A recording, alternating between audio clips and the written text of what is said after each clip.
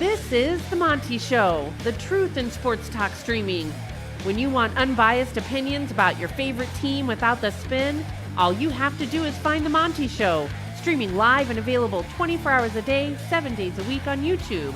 And now, here's Monty. Hey, happy Tuesday, July 11th, 2023. The Monty Show, as always, every single day, presented by The Advocates, theadvocates.com, who reminds you, you can make the difference in the life of a child who's homeless, trying to get back to school.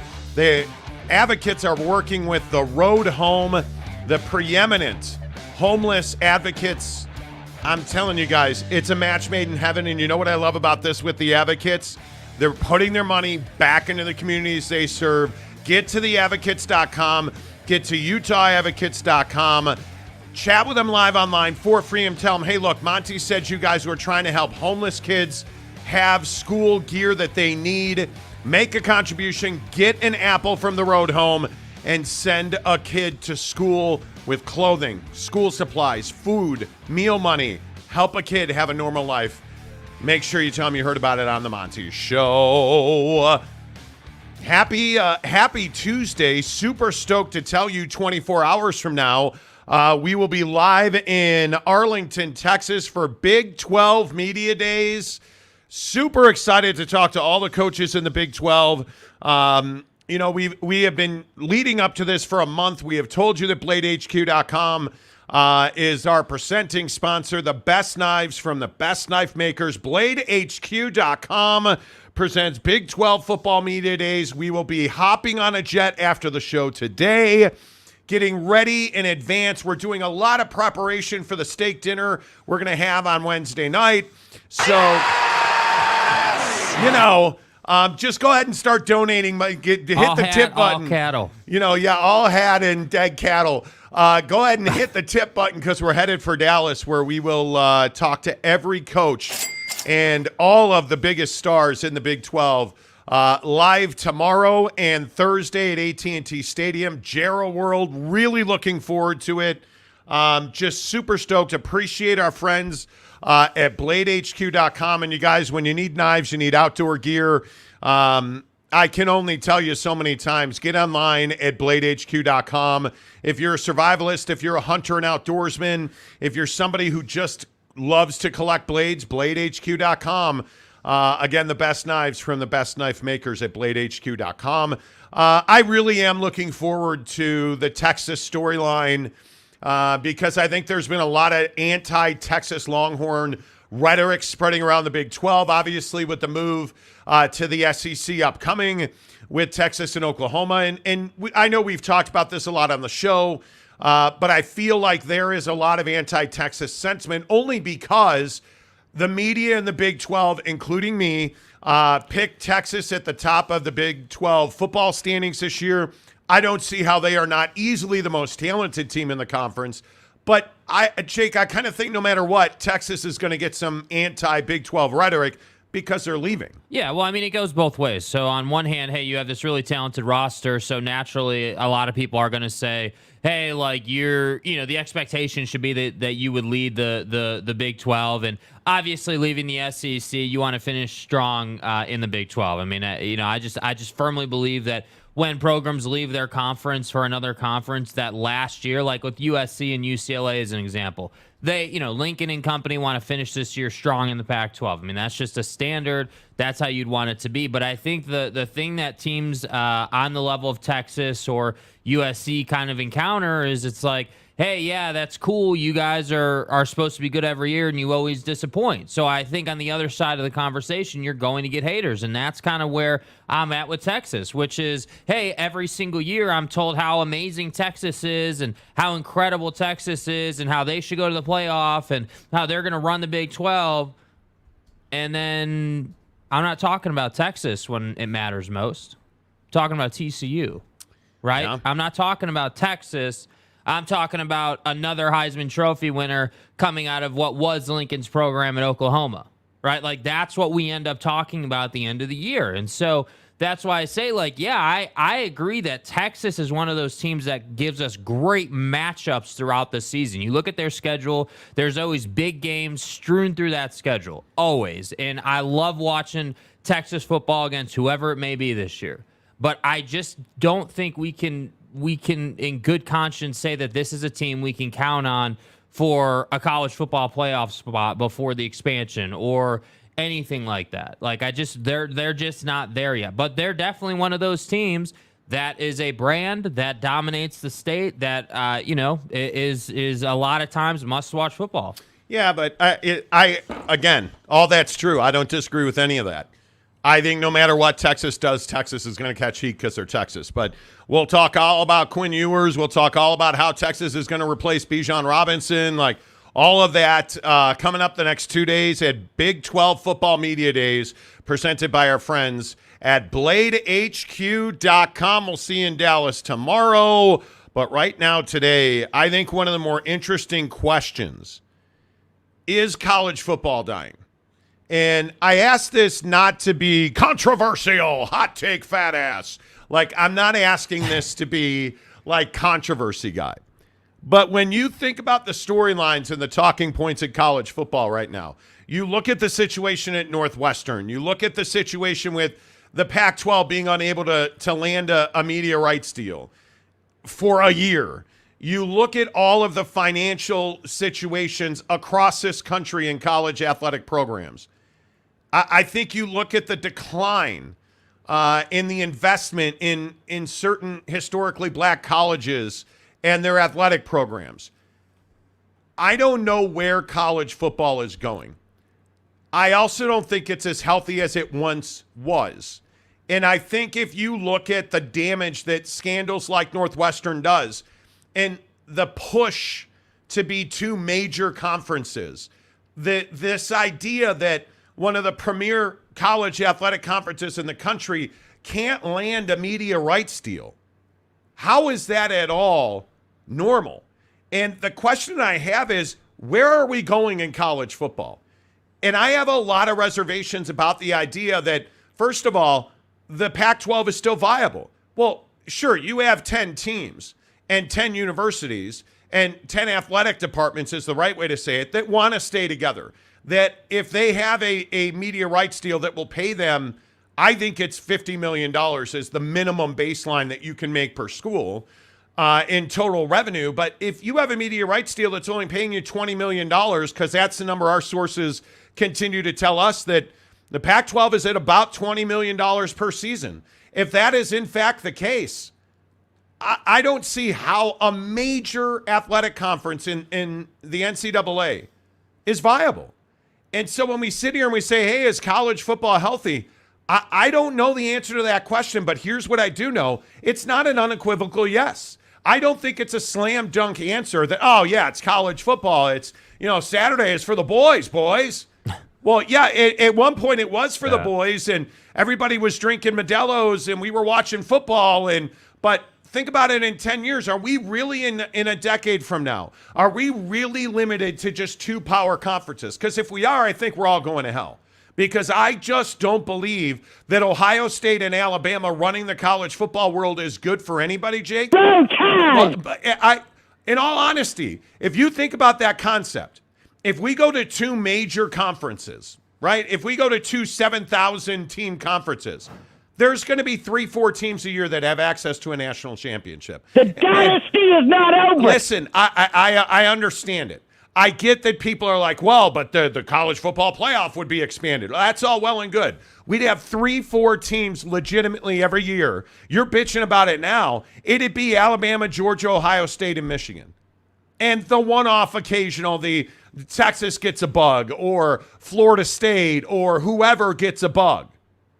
But we're in a situation where if we get to two major conferences in college football, Jake, I don't think there's any way to spin the fact that's not good for college athletics. Yeah, I mean, I just think there's a big time lack of balance at that point. I mean, you have a situation where, right now you've got these 5 major Power 5 conferences, right? These 5 conferences that in one form or fashion contribute to the college football playoff. And for me, I look at two super conferences, and I think that, whether you want to take the travel angle, whether you want to take, the fact that only a few teams are going to have access, even though, in my opinion, only a few teams have access to the national championship game now. Like, at least right now, there's some sense of, hey, like this team or that team might be able to crack the code this year. This team or that team might be able to break in this year. And that's what I think is kind of frustrating about the direction that college football is heading, because we haven't even gotten to the NIL side of the conversation yet. And I'm already talking about how, hey, like we're already limiting people. We're already limiting schools. There's already limited access. Like,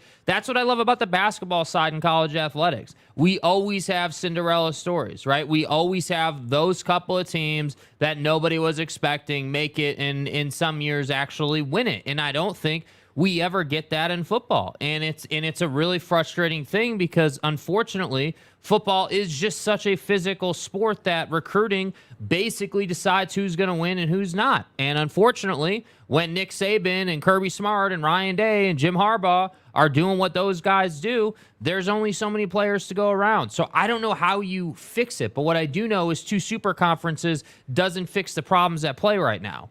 No, I agree. And I think back, I'm 50 years old, right? I think back to my high school days and growing up idolizing Lou Holtz and Rocket Ishmael and Notre Dame. Mm-hmm. I could never have imagined a time when, the Big Eight, the Pac-8, the whatever you want to call it. I can't believe we are sitting here a year down the road and the Pac-12 doesn't have a media rights deal.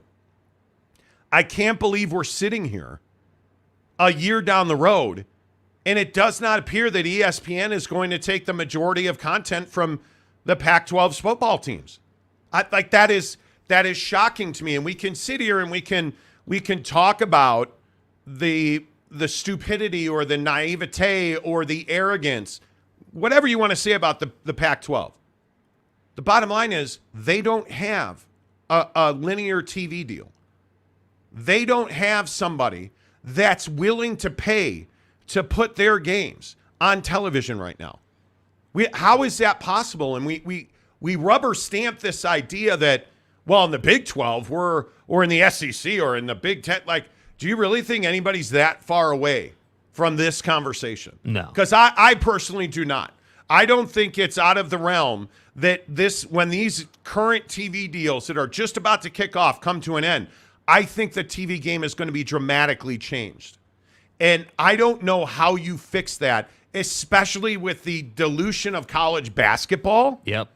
And the move to the Big 12 becoming this elite basketball product, because I think it is. And just about every program in the Big 12 is competing at a much higher level than they were just a couple of years ago in college basketball. Like, you look at this stuff, and I say to myself, how did we get here? How did we get here? How I was laying in bed last night trying because we woke up very early today. Usually I wake up at 5. I woke up at 4 today. Walked out my door at 4:30. But I'm laying in bed at 3:39 this morning trying not to oversleep. Thinking to myself, how did the Pac-12 get here? How did college sports get here? How did college basketball, from Worthy and Jordan to Steph Curry at Davidson to the G League Ignite with the Thompson twins? Like, a lot of kids go to college, but there is a large number of the top prospects who have no desire to play college basketball, who have no desire to go and win a national championship or play in the NCAA tournament anymore. Yeah, well, there's only one mission in mind, especially on the basketball side. Yeah. Right? It's to make the money. That's the mission. Hey, make the money as quickly as possible, get the bag, get the guaranteed life, and then at that point you can kind of relax a little bit and not stress as much about, hey, whether, am I going to make it to the league or not? I mean, that ultimately is the path, and I think, when, again, it's the whole one and done conversation. Even with one and done, I still think college basketball is healthier right now from a balance perspective than college football. Because, again, in college football, you only get, 3 teams every single year. It's like you were saying, right? Alabama, Georgia, and Ohio State are going to be in the national championship conversation. And then there's going to be a 4th team that, that has to be included so that Ohio State has someone to play. I mean, that's what we've had. And so we can sit here and complain about the fact that Utah gets hated on by the soccer writer in Minnesota or all these different narratives about how this or that is unfair in college football. But the reality of the situation is that football is just such a different beast from basketball. Yeah. And athletes in basketball only care about getting to the NBA. That's it. So if that path takes them to a national championship in 1 year, that's great. By the way, did your Timmy get rewarded for being a 4-year guy? No. No, he didn't. No. Who gets rewarded for being a 4-year guy anymore? Almost nobody. Because So if you're a 4-year guy, you're probably not a one and done, and the one and dones are the ones that make the money. Yeah. Like I don't know. It just struck me as odd, sitting here thinking about Pat Fitzgerald at Northwestern, believing that, saying out loud, Pat Fitzgerald. If you know, obviously you know the story by now. Pat Fitzgerald, the head coach at Northwestern, terminated yesterday because of a hazing scandal in his program that he claimed he knew nothing about, even though an independent investigation found it was pervasive and everybody knew, it was common knowledge in the football program that hazing was a part of the institution. And Pat Fitzgerald saying, hey, I didn't know anything about it. I'm not responsible. You're the head football coach. You got fired, and your president said, I fired you because you should have known about it if you didn't know about it. Uh-huh. And I'm like, are really hazing scandals are still a thing in college football? Like, I don't know. Am I crazy? What do you guys think? Let's get your comments in here on the Monty Show. As always, this hour presented by our good friends at buckedup.com. Let's go, baby. Early show today. Yeah, absolutely. We got to hit the buckshot. Cheers to you, friends. That's right. Long-lasting, clean energy, 100 milligrams of caffeine. I'm telling you, the buckshot is where it's at. I am looking forward to my mental lift. We have a long day of travel today, 2 big days tomorrow. You're darn right. Buckshot is making the trip. Really excited about that. I just cannot say enough. The quality and the difference that buckedup.com makes in my life. And I tell you every day, don't take my word for it. Get into the description below. Work the free links. It's Amazon Prime Day today, by the way. I only bring that up because it came into my mind when I said click the links. In the description below, there are links for free samples to Buckshot, to the new Buck Bar, which is phenomenal. I have been evangelizing for the Buck Bar for a couple of months now, and it is amazing. It is everything you need in a bar, and I hate protein bars. I have always struggled to eat protein bars, even though I know I need it. The real key, and if you're somebody like me that works hard to lose weight and burn fat, and you're trying to figure out, like, why not? I'm telling you, there's a massive new study that came out that said the right kind of proteins are what burns fat in active people. So if you're trying to be more active, you need things like whey protein isolate, which is exactly what is in the Buck Bar. Get the free sample below. It's a sample pack. You get a bunch of them sent right to your front door for free. Get 6 free Buckshots sent right to your front door for free. And if you need to get the hookup on protein powder, the rich flavor that you get in the Bucked Up protein powder is amazing. If you are somebody like me and Mrs. Monty, I think we've both really noticed the difference in the collagen peptides.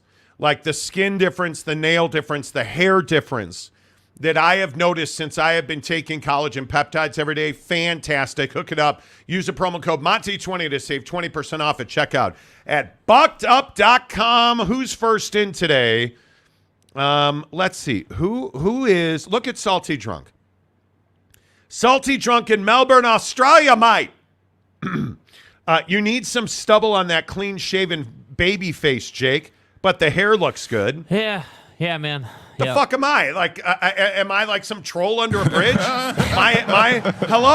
Hello, my hair doesn't look good?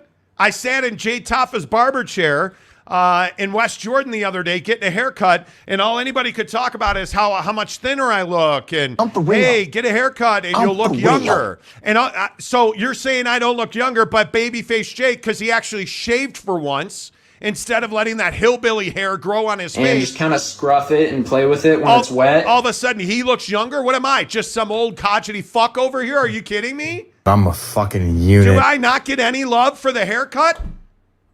I'm out. Ain't ducking no smoke. I'm not. I felt like venting. That's all. Okay. What's up, Scott of Greywater? Good to see you. Wow, look at all the comments this morning. Raphael, Talking with Raphael podcast. Welcome back, sir. On PBS. Says, back in the AM for a day. Laura Weiss says, good morning, y'all. Hey, y'all. Maury Alvarez says, what happened with the earlier comments? What you mean, the earlier comments, bro? What do you mean? Mapes, what's up, my guy? What's up, early risers? Jesse Harsh. Jesse Harsh won the tickets to see BYU and Notre Dame in Las Vegas last year with our good friends at Barbecue Pit Stop. Yes, finally back in the AM, but for a day. Preston Dorfeld, morning shows are the best. They're not.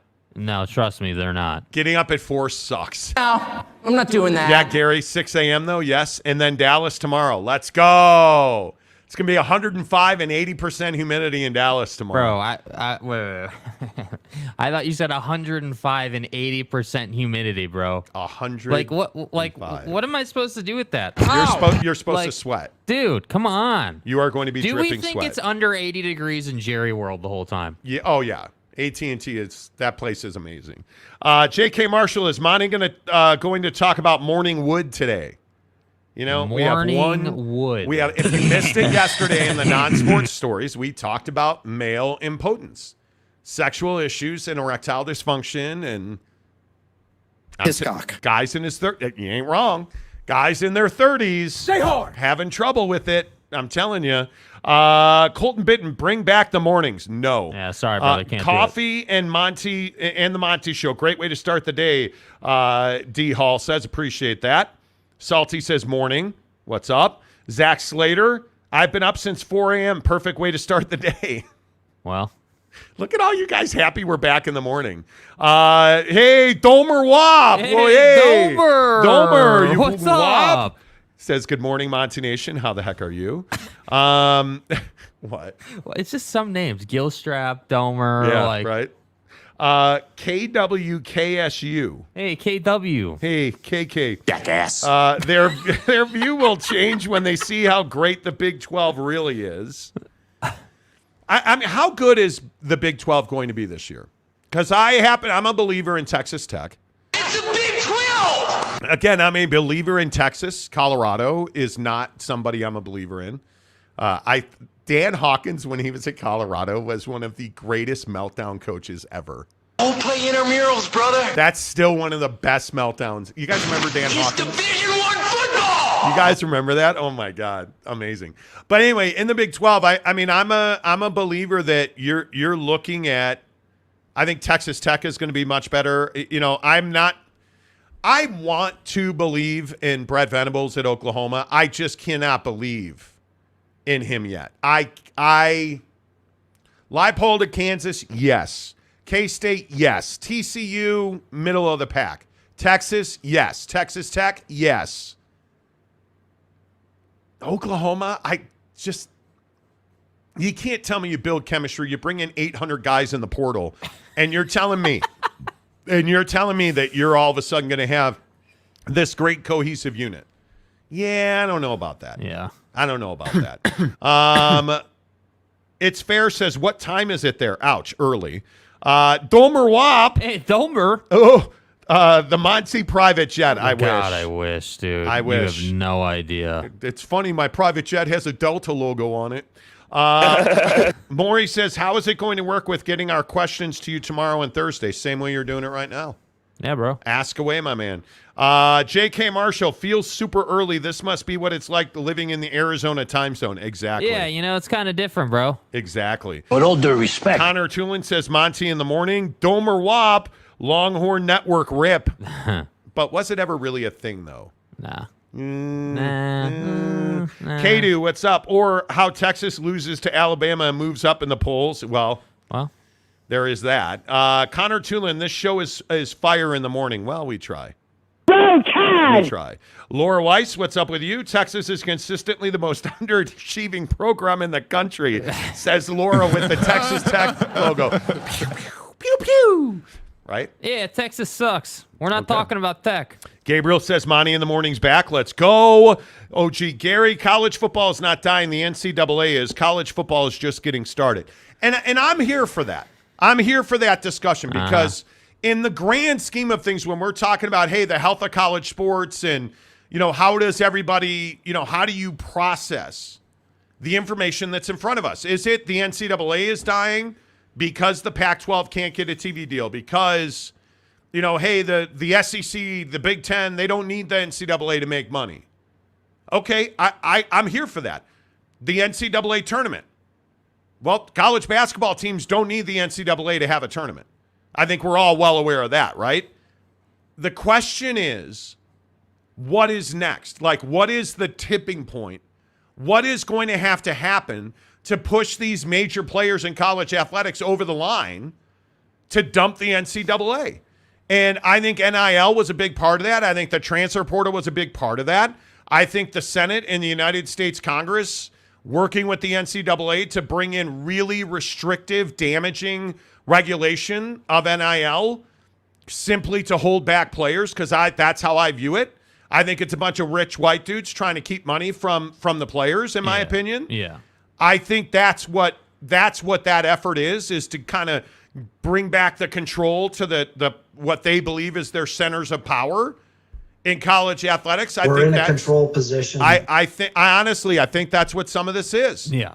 That sounds kind of conspiratorial to me, but yeah, I mean, I just think that for college football to ever get out from under the NCAA, you're gonna need some kind of governance. You're gonna need a group to come together. That's not part of the current NCAA format. You would, like, in a perfect world, like the best way you could have it, you would have like retired NFL guys start some sort of setup, like big names that you respect and know, bring something together that gets a ton of traction. I mean, that's the way you have to do it now. I mean, it's really tough it's like the XFL, right? I mean, the XFL, has the names, like The Rock is running the XFL, but it's still the XFL. It didn't really get that traction, even though it was on ESPN. Like, I look at, just imagine if you had, again, just for off the top of my head, like Tom Brady, Deion Sanders, huge names in NFL well, history. if you had Deion Sanders doing what he did at Colorado, for some upstart college football or amateur level football thing, okay, well, now you're cooking with gas. And if you add guys like The Rock and take them out of the XFL and put their resources behind a bigger, better college type experience, okay, maybe, but that's decades down the road. Right, yeah. That's decades down the road. I'm just curious, at what point do we start seeing one and dones in college football? At what point do we start seeing guys making a push, and somebody's going to do it? Somebody is going to sue and get pissed enough to say, hey, you're restricting my right to make money and earn a living by telling me I can't play in the NFL when I am a fully grown adult. Somebody is going to do that. Yeah. And I'm curious who that's going to be. I do. Tom says, can we just pick a time and become part of a routine? Why are you such a salty guy, dude? What do you mean pick a time and become part of a routine? Like, you listen to the show every day. How do you have no idea why we're doing a morning show today? Like, do you think we just woke up saying we're like, yeah, today's Tuesday. Yeah, let's we're gonna get up at 4 a.m. Yeah, that seems really smart, dude. Salty. And Salty Drunk's exactly right. We used to do mornings, and then we moved to afternoons. We're not switching back to mornings. Some people, you just can't keep them happy. Jesus. OG Gary, but can we talk about Jake's fade, though? Yeah, I mean, we can. Fade's on point, bro. You like fade? The The fade is on point. But yeah, you know what? Here, speaking of Tom, remember, you guys remember when we were doing mornings and I had that one day where my hair was all messed up? You remember that day? Yes. You remember very that day? well. So we went like this. Oh, okay, all right. Yeah. Still got that colic working. All right, yeah, okay, yep, all right, cool. Yeah, Jake's got the Toffa fade on right now. Jay Toffa, got to look good, bro. Gotta look good. Gotta our guy represent. Jay Taffa, we have the best barber in the world, I'm telling you. Sean Mierzinski, I don't necessarily think it's dying. I do think it's changing, though. Yeah. Ooh, that's an interesting one. While you guys contemplate that, please do hit the like button. Always appreciate when you guys do that. Laura Weiss, collegiate athletes are free agents. Therefore, you have pro players with college names on their uniforms to a certain extent. Do we really believe? And I think this is the question. Do we really believe that college athletes control their own destiny? In basketball, I think you do. I think if you are, the difference is, again, in basketball, you're being scouted at 10 years old. I mean, there are scouts that they can't talk to you, right? They can't like formally scout you, but they're going to all the tournaments. They're getting out earlier and earlier. Dude, Amani Bates has been scouted for years. Bro. I'm talking about. But wasn't Zion? Zion, perfect example, right? Zion, Ja, like all the biggest names, dude. Victor, Kobe, LeBron, how long Victor. do you think Victor Wembanyama's been scouted? 10 years at least. I mean, come on. I mean, I think you're right. Basketball and football are different universes. I don't believe that college football players control their destiny. I don't. One, their injuries are so far more significant than any other sport. I think it's very difficult. I don't think college baseball players control their destiny. You come out super early or you got to stay in college for 3 years. Yeah, I think that the only sports where you can really control your destiny would be hockey and basketball. In hockey, if you are just far and above better, that will stand out like a sore eye. But if you're far and above better, you don't go to college. You go play juniors. You go like you. Yeah, you're there's playing that too. internationals. Yeah. You're playing like there is a route to the NFL draft for kids like Connor Bedard, for kids like Connor McDavid, right? Like I think when you look at college football, you are uniquely screwed if you are a college football player because you're not going anywhere for 3 years minimum. Minimum. You are not going into the NFL. You are going to play. And I think in a lot of cases, obviously the physical development, like if Victor Wembanyama was a football player, he should go to college for 3 years, well, right? I think that's what the NFL hides under is like, hey, these guys need to develop. I mean, they may be 18, but you have grown-ass men who are 250 pounds that are just going to staple guys and enjoy doing it because that's what they're paid to do. And yes. that's what I say in the NFL, dude, like, it's a middle linebacker's job to come out and find you and end you as many times a game as he can. So if you're not physically ready for that beating, that's not dude's problem. And that's what I think the NFL is trying to avoid. I don't know, and this is just me. I don't know that that's relevant anymore. I think the young man, the physical side, the prepubescent high schooler, hey, my balls haven't dropped, but I got an NFL contract. Wow. Well, I don't think that's relevant. Yeah. Are there those guys? Yes. The majority of these dudes walk onto college campuses stacked. What do you bench? Like they are physically able to play in the NFL. Are people Myron? Are they good enough? No, probably not. Should they go straight to the NFL? No, probably not in most cases. How many Jadeveon Clowneys are there in this world? Not many, right? Like not many. But you can't tell me that there are not 60% of college sophomores. And I mean NFL caliber college sophomores who are physically capable of playing in the NFL. I would think if a guy has to play 3 years, he's probably physically ready to play in the NFL after his sophomore year, certainly. Yeah, that's 2 years of strength training. But you cannot tell me because these guys that play major college football, you look at the 5-star guys that play at Alabama. Right, Roll Tide or, already crowned Clemson. Or, Jalen Carter's first team All-SRT, Right, like those dudes walk onto campus looking like 30-year-old bouncers at the biggest bars in the world. Like, they are pumped, bro. You can't tell me they don't have what it takes to play in the NFL. Yeah. Because they do. And I think at some point that will change. And guys have sued. Guys have tried. But I think systematically it's different. Anyway, all of this to say, I think the college football is always going to be the measuring stick for the health of college sports. Right. I think we are at a very dangerous time in college football. Uh-huh. I think it is. I just go back to where I started with this thing half an hour ago. It is my firm belief that college football is not as healthy as it could be or once was. Keep it real. And this Pac-12 thing, whether you love the Pac-12, hate the Pac-12, whatever you want to say about it, this Pac-12 situation is a shot over the bow of the health of college athletics because that conference should have a TV deal. And is there incompetence in management? Yes. Probably the TV and certainly at the Pac-12 level. But you can't tell me there's not a $25, $30 million TV deal out there. Pac-10. How is that possible? Yeah. How? Yeah. That's what should scare you. Yeah. And the fact that we're talking about the CW, the fact that we're talking about like this, everybody got on me yesterday. Oh, clickbait, you're clickbait. You don't see the massive change that happened at the top of the Pac-12 yesterday with Anna Marie Cosse, the president at Washington, no longer on the board of directors. Her term came to an end. They serve in 3-year terms, right? Her term comes to an end.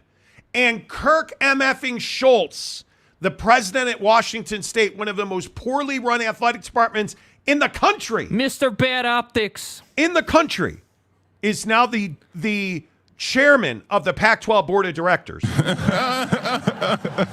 And then who did they replace and backfill Anna Marie Cosse with? Bobby Robbins at Arizona, who's been one of the most vocal proponents of leaving the conference. Hey, guys. And I'm sitting here saying to myself, by the way, anybody have any idea? Anybody have any idea who the third person is? It's Stanford's president, and you don't even need to know his name. No.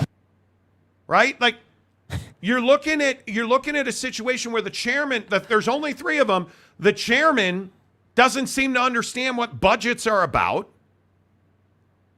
Bobby Robbins, the president of Arizona, doesn't seem to really be that committed to the Pac-12 because he has certain affinities for the Big 12. So I said, yeah. And we're sitting here talking about a situation where Stanford doesn't really give a damn if their teams win or lose games. Yeah. And those are the 3 fellas that are served with being like, hey, yep, we're the policymakers in the Pac-12 now. Good luck. Pack everything up. We're out of here. Good luck. Because tell me again, and I know I said it on the show yesterday, but tell me Robert Robbins, the president of Arizona, being on that board of directors is not eerily reminiscent of Carol Folt at USC, denying and killing Pac-12 expansion because during that conversation she was signing deals with the Big Ten. The ink isn't dry yet. That's where we are incredible. in college athletics. And so, again, in just sitting here thinking about this today and doing that conversation on the program yesterday, I just don't believe that college football is as healthy as everybody believes it. Yeah, I mean, I think that there are conferences that are healthy. I don't think college football overall is incredibly healthy. I mean, again, when you think about what you want to watch on a week-to-week basis during the season. Yeah. Right? Like you're think about it. Most of us have a job, right? 9 to 5 or whatever your hours are that you work during the week and then you have weekends off. And being a sports fan, you listen to the show, you know we do our locks, you know the games you're looking forward to, but you're not looking forward to rando matchup between garbage team from the Pac-12 and garbage team from the Big Ten. You're not looking forward to that. It's not as though the college football landscape is healthy from top to bottom. You're not right? looking for Indiana and Washington State football. Right? As usual, it's like the top 3% of college football makes the money for the other 97%. And that's what I'm saying. Anyway, I could go on and on about it. And look, but this comment right here, and I love you, Domer Watt, my fellow bro. Look at layoffs at ESPN. They clearly overpaid their sports properties. And I don't like that this is out there 1,000 times. ESPN's layoffs have nothing to do with ESPN. There's an edict from the top, Bob Iger at Disney, to cut 7,000 jobs across Disney's portfolio. And every business unit has to participate. They don't have a choice. ESPN is not struggling financially. No. It is a $1 billion cash cow. It is Disney's board of directors referred to it as an ATM machine. It is not struggling financially. Think about this. They have not overpaid. If you need to make money, right, if you need to widen profit margins by laying off, well, where are you going to be most aggressive in your layoffs? Well, in your most, profitable, or in your highest revenue generating business. Maybe not most profitable, but highest revenue generating business, which is ESPN, not Disney, ESPN. So we're going to lay off all this talent because we want to widen that margin. Look at where they haven't laid off from. Theme parks. What's killing Disney's portfolio right now? Theme parks. The pandemic, coming out of the pandemic, look at how expensive Disneyland tickets are. Ridiculous. If you've tried to go to Disneyland or Disney World, I hope you got a second mortgage. And I am only half joking, right? Anyway, point is, Disney's not struggling financially. They need a higher stock price. And ESPN is one of their most profitable business units. In fact, ESPN Plus and Disney Plus really are powering their streaming division. And I look at it like, having worked at ESPN, the devastation in these layoffs that you notice when you follow the people who've gotten laid off, it was their dream job. 9 out of 10 of these people, it was their dream job. And so the emotion of getting laid off, dude, I lost my job at ESPN through the pandemic. I was a contract radio host. And the pandemic hit, and what did they do? They took all their Sports Center anchors and put them on the radio. So guys like me, they didn't need us anymore because they were saving money. That's the reality at ESPN. They are always going to do what's best for their shareholders because they're a Disney company. But I look at the Pac-12. Are you really telling me that nobody has an appetite for the Pac-12? I'm telling you that's the case. It's not that nobody has money. People have money. NBC Universal has money. But their appetite was for the NFL to stream, what was it, $115 million $1.2 billion to stream one NFL playoff game on Peacock. They paid $1.2 billion. So what did they not do? They didn't go all in on the Pac-12. Yeah.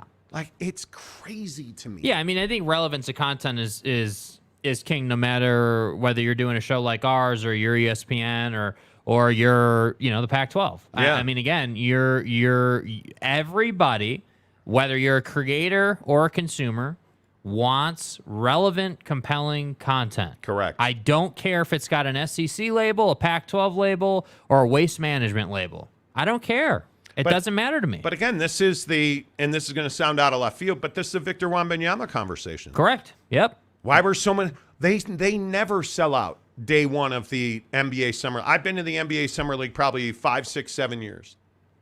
Why did they sell out the first round of the Summer League?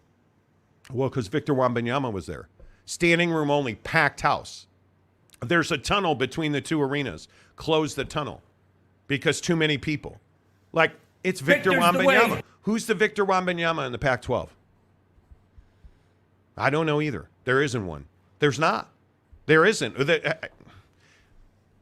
All I'm saying, it's frustrating to me. I'm sitting here feeling frustrated right now over the state of the Pac-12 really bothers me. Yeah. That Pac-12 thing really bothers me. I cannot believe that it is July 11th and we do not have a Pac-12 TV. Well, that's what I'm saying. Like, we can be nice about it or we can just be real. And ultimately, it's bad management. I mean, and it's not. When I say that, I don't just mean George. I mean, I think George, to a certain extent, certainly, he's the commissioner. You do hold some responsibility. But again, this falls on the presidents. And I know nobody wants to say this, and everyone in Salt Lake wants to, slurp up Taylor Randall at Utah and not ask a hard question. But the reality of the situation is folks like Taylor Randall need to go to the table and say, hey, we need a media rights deal. It's been a year. How long are we going to wait to get a media rights deal? At some point, we're going to have to make concessions on streaming. At some point, we are going to have to sign the document that says, yep, this is our media rights deal. I'm tired of, God, the grant of rights is done because I'm a foolish reporter up north. God, man, sources are telling me that it's going to be some linear and some streaming, and this is the setup, which has been known for a year now. That's not a secret, dude. We're not getting new information on this because the Pac-12 is trying to figure out how to stay together, in my opinion. You understand they know the deal. They understand the deal and what's available to them. So if they know the deal and the deal hasn't been signed and announced, what's the holdup? Yeah. Well, the holdup is revenue distribution and actually how the money's going to be distributed to the different institutions. So that's why I say George Kliavkoff is just the scapegoat. Who's the real culprit? He is. The presidents in this conference not being able to work together properly. That's the culprit. Yep. MJ Bassett says you can, but it will break the system. What do you mean? He also says, Salty Drunk, even the majority of players at Powerhouse, Alabama, OSU, Georgia never go pro, let alone early. You can't make all the decisions for the sports based on money. But that's what you mean. I see what you're saying. You're exactly right. Because at some point the system breaks. Yeah. Immaculate says ESPN always gets rid of personalities that have grown to the point where they want to get paid. They have a long history of it. I don't even disagree with that. If you go back to the Big Show or Dan Patrick and Keith Olbermann, but I look at this last round of layoffs. Gene Wojciechowski wasn't too big in wanting to get paid. David Pollack wasn't too big in wanting to get paid. And it's really interesting we're talking about this because what happens to College Game Day at ESPN? We meant to talk about this last week and we didn't get to it. Do you understand they gutted College Game Day? Yeah. Gutted it. Gene Wojciechowski was their only feature reporter. And David Pollack was their number 2 analyst. And when that happened, Jake, you said, I don't know if you remember what you said about it, but your point was they went all in on Pat McAfee. Yeah. I mean, and it depends on who you believe. But if they truly paid him $150 million, and let's just say $100 million, if they paid him $100 million to do his show 5 days a week across all of their platforms, which it is plus.com app and ESPN2. You laid off Keyshawn Johnson, Max Kellerman, whatever. But if you look at College Game Day, that is a cash cow. Yeah. They make a ton of money on it. It's massively rated. It's massively followed, the campus visits. Yeah. You just cut out 2 of your most important people on that show. And I think what they're counting on is that people don't resonate with David Pollack the way they resonate with Pat. I think that's what I think that's what they're counting on. Like they're saying, hey, because if you think about it, what have they done? They've gone from here to here, right? So they've cut out 3-4 people and come down here, and they're hoping Pat fills the gap of up here. And I think that's... But how? He's never been that guy. Well, but that's my point. Like, so they're saying, hey, Pat's grown to such a level where if we put him on game day with 2 other guys, let's say, whoever that's going to be. Lee Corso's pushing 90 years old. I know. Well, that's what I'm saying. That he's on the shelf, too. Like, time's coming for Buddy. Lee Corso is, what, 87, I think? Yeah. I mean, with all due respect to Lee, the guy can barely talk anymore. He can barely put 2 thoughts 87. into a sentence. He's 87 years old. Yeah. Right? You look at Kirk Herbstreit. Kirk Herbstreit's more interested in the NFL than he is in College Game Day. Like that show is a really good barometer for how tight ESPN wants to get. Yeah. Because I agree they paid Pat and they're going to put Pat everywhere. But at some point, Pat has to transition. And look, I watch Pat McAfee's show every day. I have no problem. Like people say to me all the time, why do you talk about that show? You're going to push people to watch. Go watch. I don't give a shit. Like Pat McAfee does a good show every day. But at some point, he's got to turn from a cartoon character into something else for College Game Day and to be to be a real college analyst, because the only thing he knows is football. Yeah, and I think the problem is not the problem, but Pat's sort of conundrum right now, or his developmental thing, is going to be that he's got to go from being this casual talker to a professional feeling guy. Like I think College Game Day is a professional brand with a fun spin, right? Because think about it. It's basically, in its simplest form, a desk on a campus in front of all the fans. That's That's what we're doing. That's the kind of feel we're trying to achieve while we're talking about the biggest storylines in college football in that given week. And so, yes, Pat can do that at a really high level. I'm not saying that Pat sucks, because he doesn't suck. He's really good. But how many, like, of the people watching this show right now, comment, are you a Pat McAfee fan? Like, do you consume his show? I watch, again, I'm 50. I watch Pat's show every day. And I know Pat more as a talk show host than a punter for the Colts. Right. I've never known him as a WWE guy because I'm not a wrestling fan. I used to watch every day. I don't watch WWE anymore. I know Pat McAfee as a talk show host. And I know him as a guy who doesn't know baseball, doesn't know basketball, doesn't really, in my opinion, know anything but NFL really well and college football secondarily. And yet ESPN is all in on this guy because of his age and the demographic he brings. And I just think it's really interesting. Salty Drunk, you said one of my pet hates, Monty, an ATM machine. It's just ATM, bro. I hate that I say ATM machine because it is. Salty, you're exactly right. It's just ATM.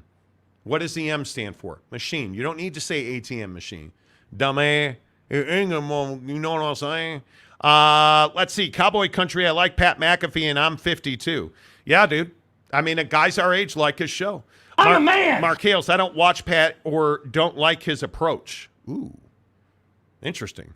Jeff says, yes, Pat is awesome. Domer Wop says, nope. OG Gary, meh on Pat. Whoa, comment dump. Domer Wop, Pat McAfee dresses like Crockett from Miami Vice. Well, and again, this is part of my point. Like, you're not My wrong. brother. I do think that Pat, dude, Pat, you know, he has a brand on his YouTube show, and He wears a tank. For those of you who don't watch, he wears a tank top every day. Every single day. My struggle with Pat's show is that it gets lost in the sauce too much. It loses direction. It doesn't have forward momentum nearly enough. We wind up talking about just random stuff. And it's sports related, and they do a good job of making it fun. Like, I can tell you right now, I'd rather listen to Pat McAfee's garbage than a local radio show's garbage. But there's nothing local to listen to in this country because radio doesn't invest in talent or coaching. Yeah. The only other national show I can stand in, like, I am out on Colin Cowherd altogether. I can't do it. I used to be an ardent Cowherd fan. And I just can't watch it anymore. Yeah, I'm pretty much out on Fox altogether outside of live sports. I agree. And I look at, like, the only other show we watch regularly, because Jake and I, we literally get naked and cover ourselves in Crisco and have a wrestling match every day for the remote control. That feels awkward now. Anyway, the point is, we routinely go back and forth between Jim Rome and Pat McAfee. And again, Pat's better for me and I used to work for Jim Rome, and all, to be totally transparent. The problem I have with Jim Rome is he'll put on Average Writer Guy on a national show, or he'll put on some dude that you don't care about who's not a great speaker or compelling, and he'll have him on for 10 minutes, and he'll ask him about how many hairs are in his crevice. Yep. And it's like, dude, I don't care. Yeah, and I'm with you on that. Like, I like Rome, and I've always maintained, dude, if you want to listen to Rome, get in right at the beginning of the show. Because and again, it's something that I respect and hate about Jim Rome's show. I agree. I hate that we're doing 2 writers a show basically every single show. At the same time, I love the fact that the structure is essentially the same every day. Hey, writer guys in the middle of the show, opening take that's usually pretty funny and usually pretty witty is going to start the show. So you know what you're going to get. But that's why I say, when you're like, oh, well, dude, you don't listen to the radio too much. Yeah, because it's like, dude, there's nothing there. I'm not getting anything I don't already know. And I have to be honest with you guys, it's even more difficult for me now that we do a show. It is. Because, and I'm not even saying our show's better. That's not even my take. I'm not sure you guys realize this. In all seriousness, sometimes we go off the rails. Sometimes. Sometimes. What? But the problem with Pat's show is, like, Pac-Man Jones is an in-studio host of theirs regularly. They go to Pac-Man Jones, and he just takes you into a direction you don't need to go. Like, even AJ Hawk, who hosts their show every day. Why? I don't understand what he's doing there. Right? It's weird to me. At least with us, we're talking about food or bidets or Our biggest thing is we just want to keep the show moving. Right? Yeah. There are some times where we go off the rails and we're talking about random stuff, but we just want to keep the show moving. Which is why we don't do many interviews. Yeah. And I think that the meaningless interview is what burns people out, because it's like, dude, like, I get it. Like, this guy wrote this or wrote that. And it's like, so we get people who are like, oh, well, why won't you put this guy on or that guy? It's because, like, dude, like, we've already talked about what dude's talking about. Like, Yes. it's not something new. It's not something compelling. And that's what people don't understand. Truck Stop Gumby says, hey, Monty. Hey, Monty. Hey, Monty. J.K. Marshall, I prefer ATM machine, LOL. Same, dude. Thomer Wop, it's like ABS brakes. Yeah. Yeah. That's very true. It's very much like that. Matt on Pat, especially on College Game Day, good in small doses. Been watching Pat since the pandemic, Tom says. He got my viewership when all sports were shut down. They did great content at a good time. From there, it became a routine. He's almost always a good time. He is almost. I laugh a lot. Well, and I think he deserves a lot of credit for that. That's why I say it goes both ways, right? Where it's like, hey, Pat gives you that real relaxed, fun feel. Yeah. But sometimes that goes a little too far. I want to know what punter Pat McAfee thinks about X, Y, and Z in the NFL. And I struggle because he cannot talk about other sports outside of football. Yeah, yeah. He really struggles with it. Salty Drunk Pat loves Australian football. He is reasonably well known down here. That's awesome. Yeah. Awesome. Midnight Madness. I'm 44. I watch McAfee a couple of times a week. My girls like WWE, and that is where I found out about him. See? There you go. Yep. Exactly. That's boom. The WWE thing has been massive for him. Yeah. Being on at WrestleMania, and it's been massive for him. Severe, I like Pat for his ability to get stories from players that you don't hear about, but analyzing games, breaking it down, we will see. I think he is an entertainer more than an analyst. I would agree. 100%. I would agree. MJ Bissett, local Dallas-Fort Worth sports radio is really good. It is good. Because you get the difference in Dallas-Fort Worth is Jerry Jones goes on the radio. Yes. He goes on the radio. He does interviews. Like you actually have personalities. But you look at the ticket in Dallas, that's an institution. You look at the fan in Dallas, like the fans struggle to keep up, and they have a lot of lineup turnover.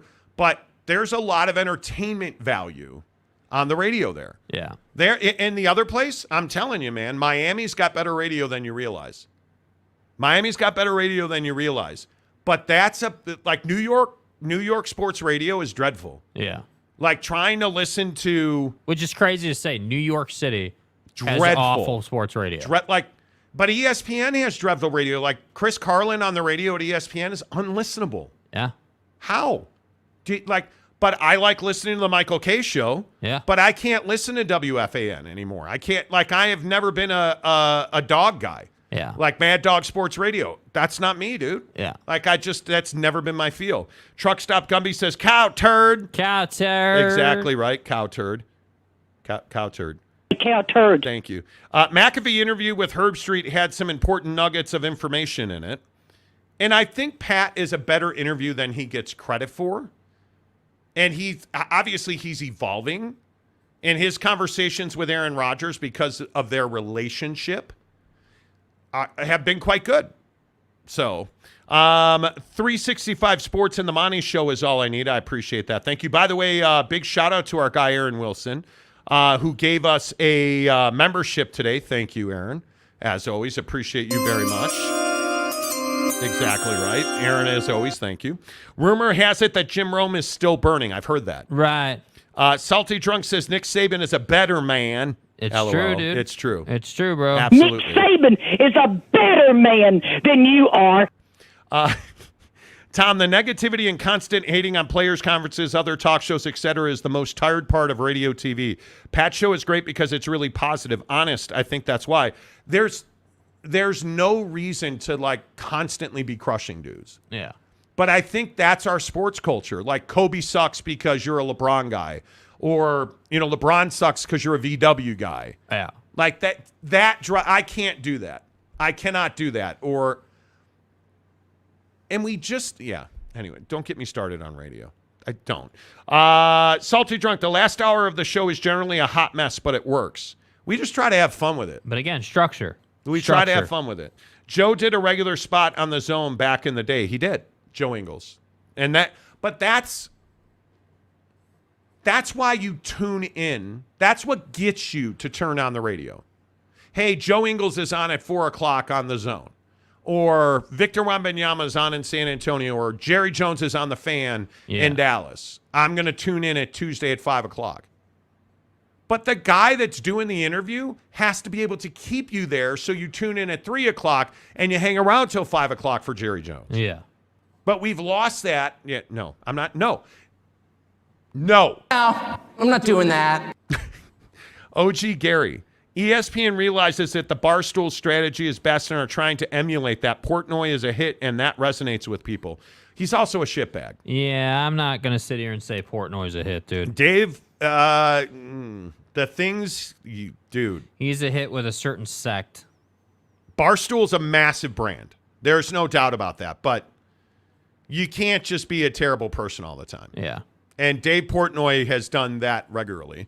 What's up, Jeremiah Champion? You guys are the only sports podcast that keeps it interesting and funny yet to the point. Love that about that show.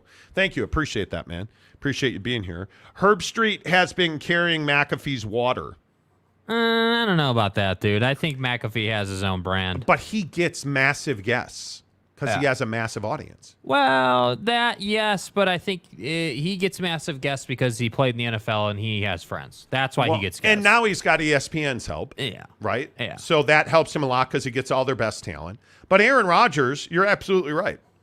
They're paying him $300,000 a year to go on their show. Yeah. Because he's making $30 million a year from FanDuel, or was. Now he's getting that money from ESPN, and they've taken all the production load off of his plate. Like, it's a brilliant move by Pat. It's a brilliant move. Maury Alvarez, come on, guys. Only 35 likes. Smash the like button. Well, we're also on in a time where we're almost never on. So it's good. We're good. I appreciate you saying that, Maury. Thank you. I don't know. I'm not sitting here trying to cry over it. But my point in all of this is, I think college sports is at a real tipping point. Yeah. I think it is. It is absolutely one of those moments in your life where you say to yourself, listen, I know that if I don't get the meatball marinara with the calzone, I'm being pretty dumb. At Papa Murphy's, we do more than just pizza. We do meatballs and marinara. Papa Murphy's, that's meatballs? Oh, I think you mean I do the meatballs and marinara? And how do you do it, Dad? How do I do it? How do I do it? Oh, well, we do it with savory ground beef Covered in tangy marinara. That's how, honey. At Papa Murphy's, we make great pizza. And don't forget the meatballs. Order now at papamurphys.com. Papa Murphy's Pizza, the official pizza of the Monty program. Make sure you use the promo code Monty25 to get 25% off your purchase of $25 or more at Papa Murphy's Pizza. Is that their jingle? That's pretty. I think so. I think that's pretty close, but you know, pretty close. Anyway, Papa Murphy's Pizza. Make sure you get the calzone and put the marinara meatball on top of the calzone. It is an amazing way to live your life. The Monty Show, as always, is presented by our good friends at The Advocates, theadvocates.com. You guys are doing this amazing program where they are working with a group called The Road Home, one of the foremost homeless advocacy and really assistance groups in the entire country. I've worked with The Road Home for over 10 years in radio. The people at The Road Home are so good in your community, and I'm telling you, that's why they're a perfect fit with the Advocates. I tell you every day. And throw out the accident representation, throw out the workman's comp stuff that the Advocates do. Listen, if you get into an accident, if you've been injured, hit by a car, hurt at work, you go to theadvocates.com. You never pay out of pocket. You know all that.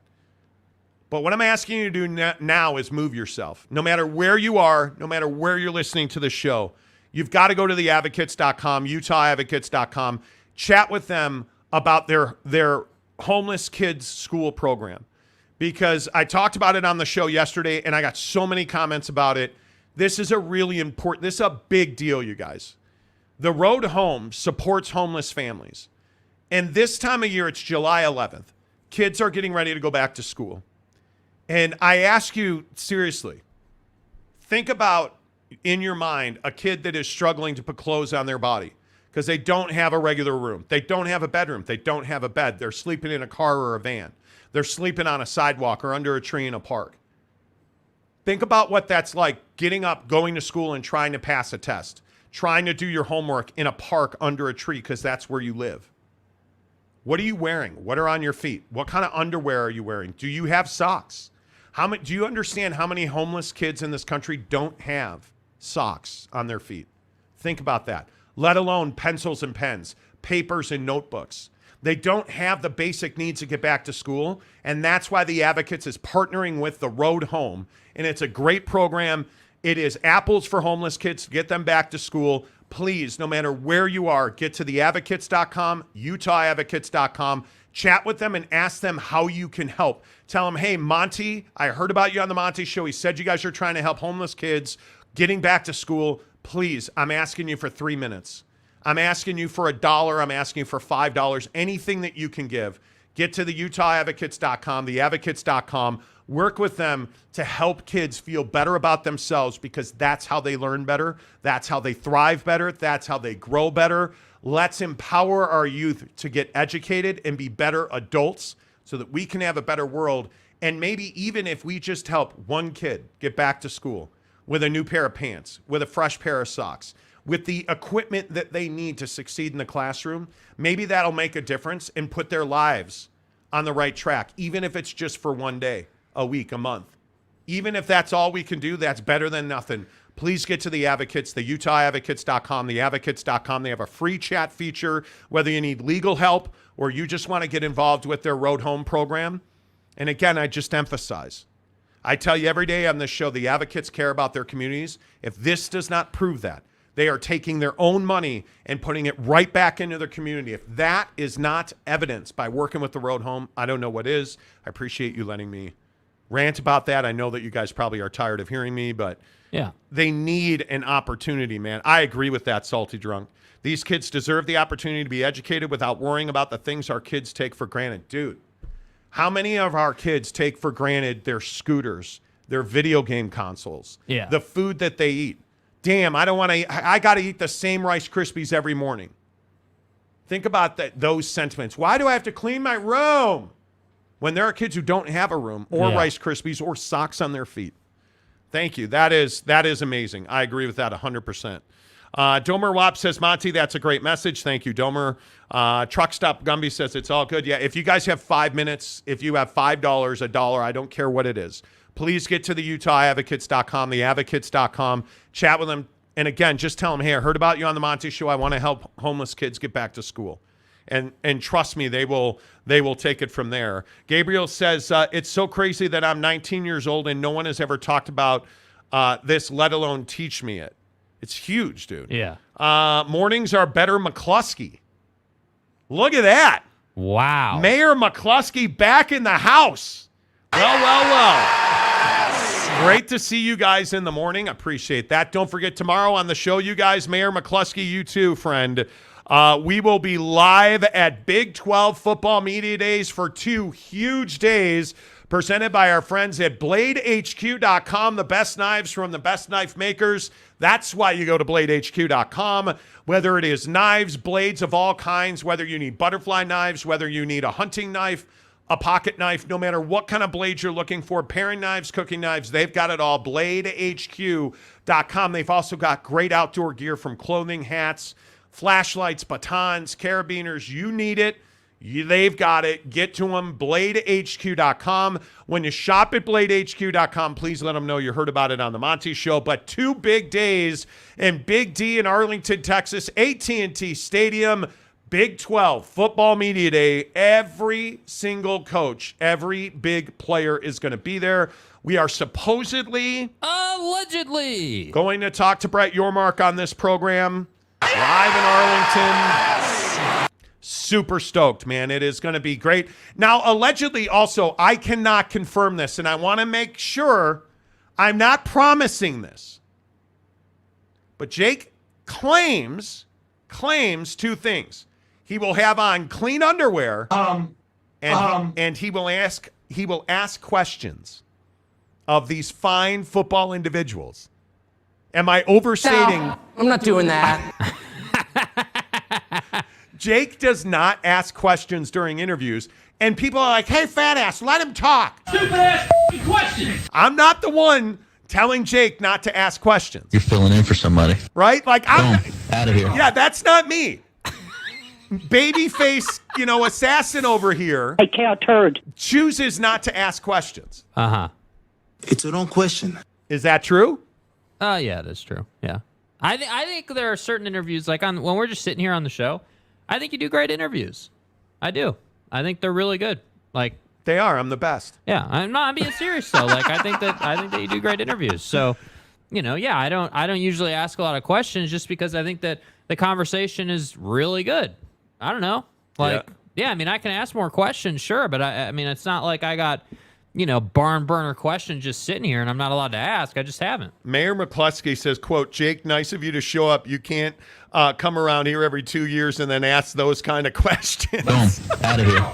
Stupid ass questions. Hey, Brett Yearmark, Commissioner Boner Mark, can I ask you a question?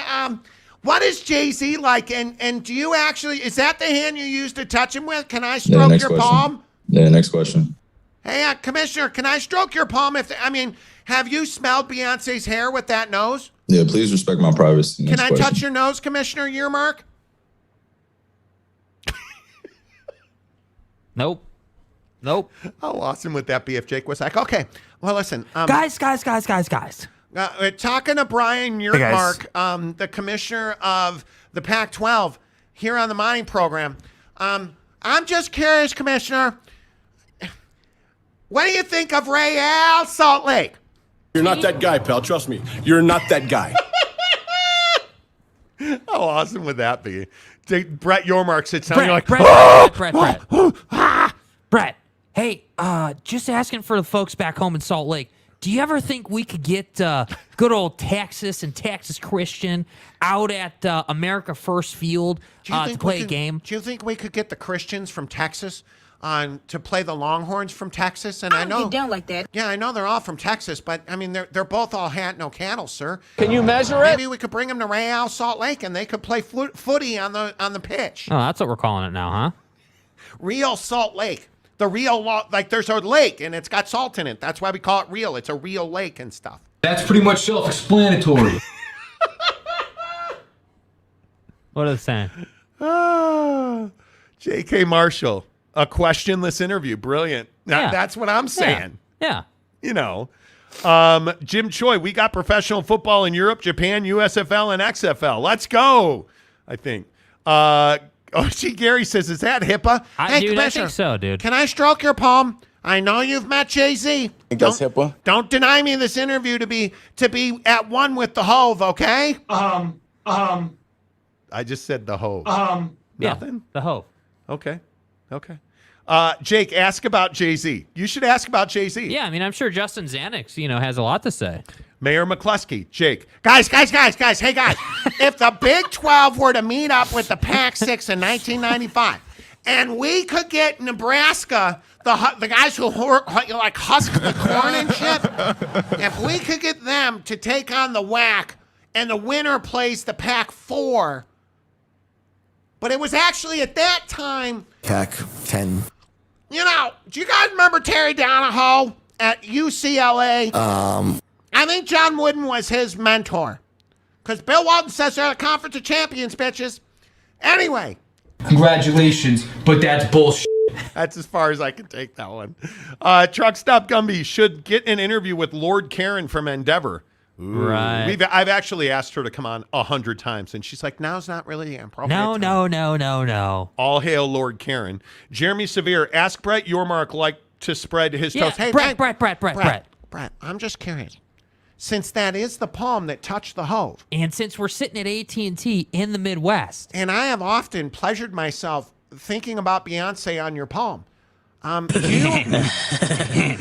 Do you think you have enough butter to cover her toast? Dilly. Is there enough? I mean, because from what I understand, JC's hung like a steer. And we are in Texas. Okay. Can you measure it? Awkward. Ochi Gary, ask when they are bringing Utah over to the... Hey, Commissioner, look, I know Ute fans on Twitter are a bunch of fucking assholes. But that doesn't mean you should keep the Utes out. And I know the Pac-12 basically told you to go F yourself. Like the U, bitch. Right. Right now. Yeah. Do it. You know. Hey, Brett, let's go. One thumb, the other thumb. Pew, pew, pew, pew. Okay. So it is really early. Salty Drunk, that sounds a lot like Tanner's voice to me, Monty. Who? Yeah, who? Don't know what you mean. We're not allowed to do the Tanner voice anymore. How the fuck else would you do this job? Jake should ask BY if goldfish are chips. We have to ask in every interview. We have to find a way to work in like a goldfish or chips question. Hey, Brett. Brett. Now, listen, I understand you've been to Monterrey, Mexico. Down there in Mexico, do they call goldfish chips or crackers when they cut people's heads off and put them in burlap sacks when they're fighting over cocaine? My word. What do you think? Okay. Jim Joy. They want a comedy sidekick to Serious Herb Street. Well, I'm free. I mean, I'm not. I mean, I'm available. When I say free, it came out wrong, man. Don't you know who I am? Lonnie Johnson says, good morning, what's up? OG Gary, to be fair, how can you top the butter on toast question? That's not easy to top. That was an all-timer. Yeah, come on. So when Jake made up this saying out of nowhere. Right off the top of my head, it was one of the greatest things I've ever said.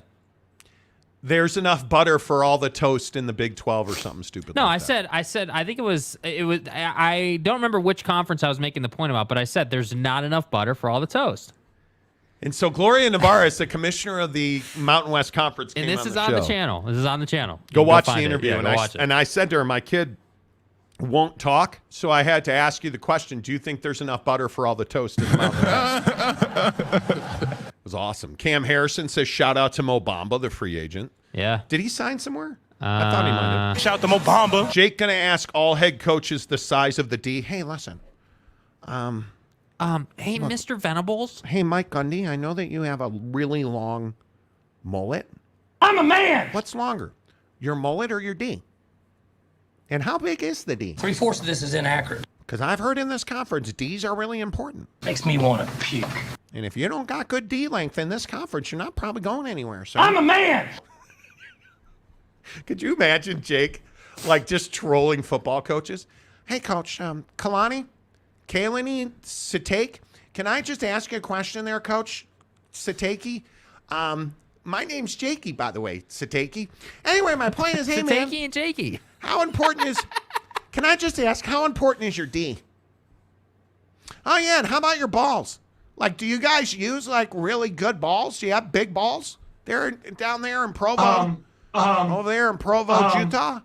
Is that a real question? I mean, it's just Jakey to Satake here, man. What you want me to say to them? That would be awesome. We would get ejected immediately. Immediately. What time are the shows the next 2 days? Not in the morning. Not in the morning. I believe, don't quote me on this, because we are on a 3-hour flight today where we will coordinate all of this, but I believe that we are going to tape some interviews ahead of time, and then we will probably be live at 10 Mountain, 11 Central. But don't quote me on that. Do not quote me on that. All right, real quick. Q Sam, what are the odds for Keontae George winning Rookie of the Year? 0. Yeah, no, it ain't happening. Aaron Wilson, Jakey 2 holes. Exactly. Yes, that's right. Domer Wap needs some Coach Prime sound bites. Yeah, we probably do. Ryan Fair, butt crack of dawn. That was this morning. Dude, getting up at 4 o'clock this morning was brutal. I don't miss those days, bro. Absolutely do not miss brutal. Those days. All right, the Monty Show. As always, all of our shows, we have great partners on the show, you guys. Whether it's Bucked Up Energy, whether it is The Advocates, whether it is TridayTrading.com, BladeHQ.com, Big O Tires, you know, Super Chicks in Ogden on Riverdale Road or in St. George. Appreciate all of our sponsors. Let me ask you guys about your thoughts on what NBA Commissioner Adam Silver said yesterday. Because we've talked a lot about this with Live Golf on the show and the Saudi investment, the PIF through the Saudis. Adam Silver yesterday said that there are no sovereign wealth funds flowing into the NBA, and he does not foresee any sovereign funds being part of or having any control over NBA franchises. Don't lie to me. A, is that a good thing? Because right now, the PIF and the Saudis and sovereign funds of any kind have no stake in NBA teams. Uh-huh.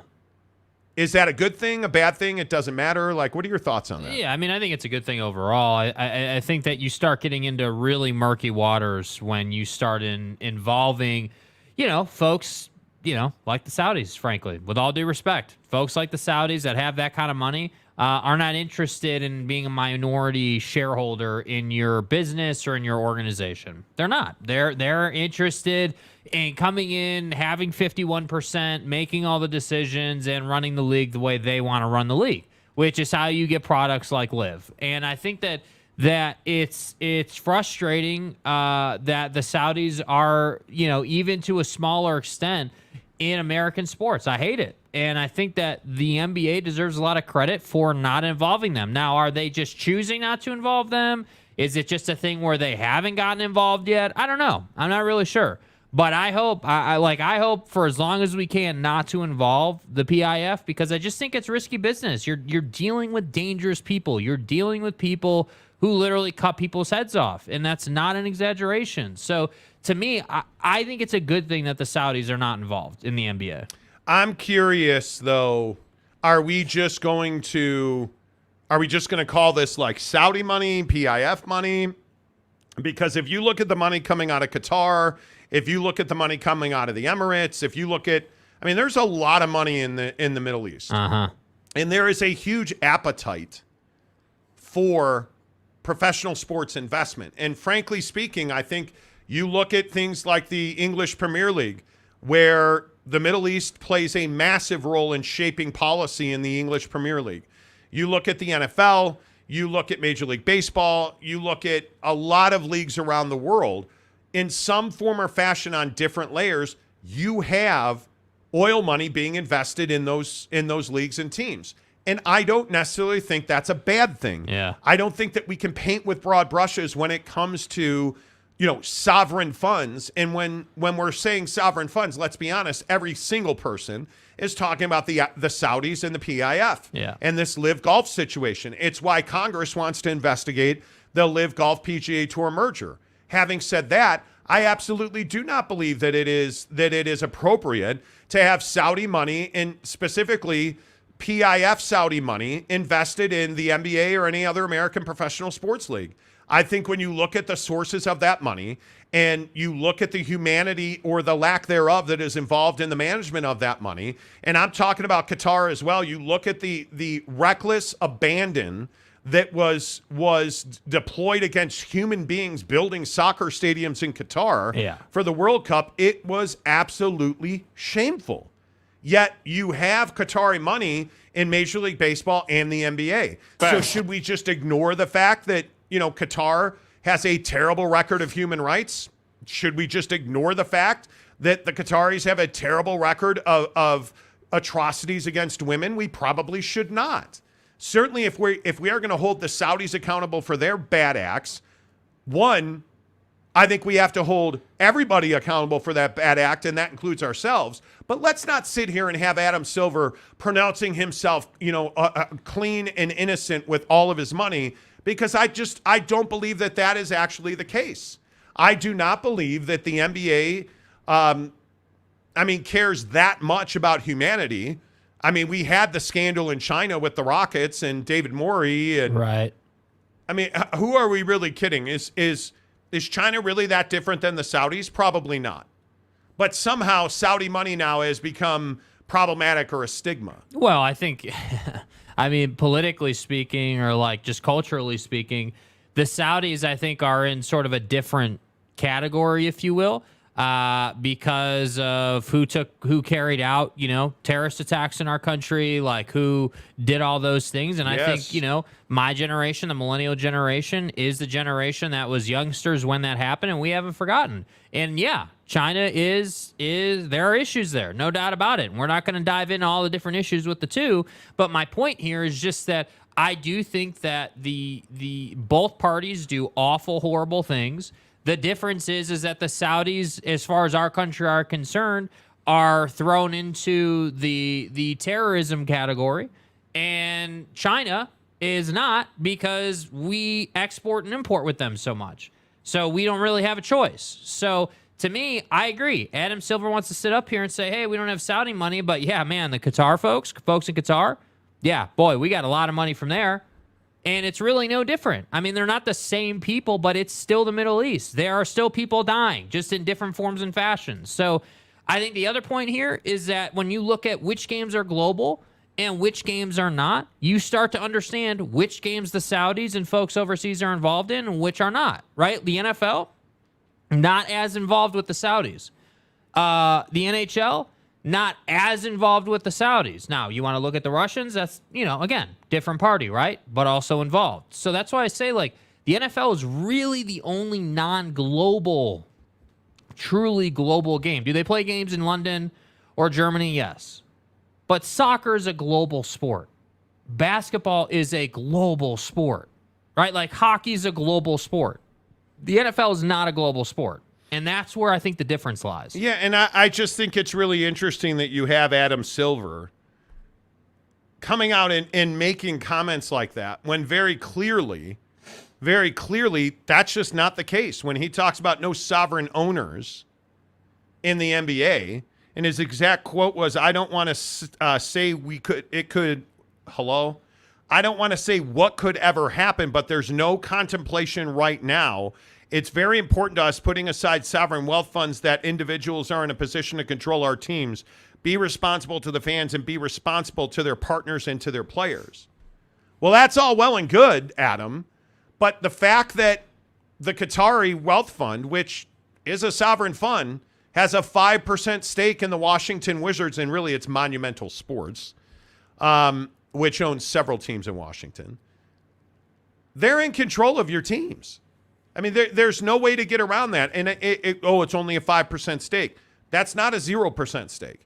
So for me, this question about the Qatari sovereign fund, I don't think it's a question.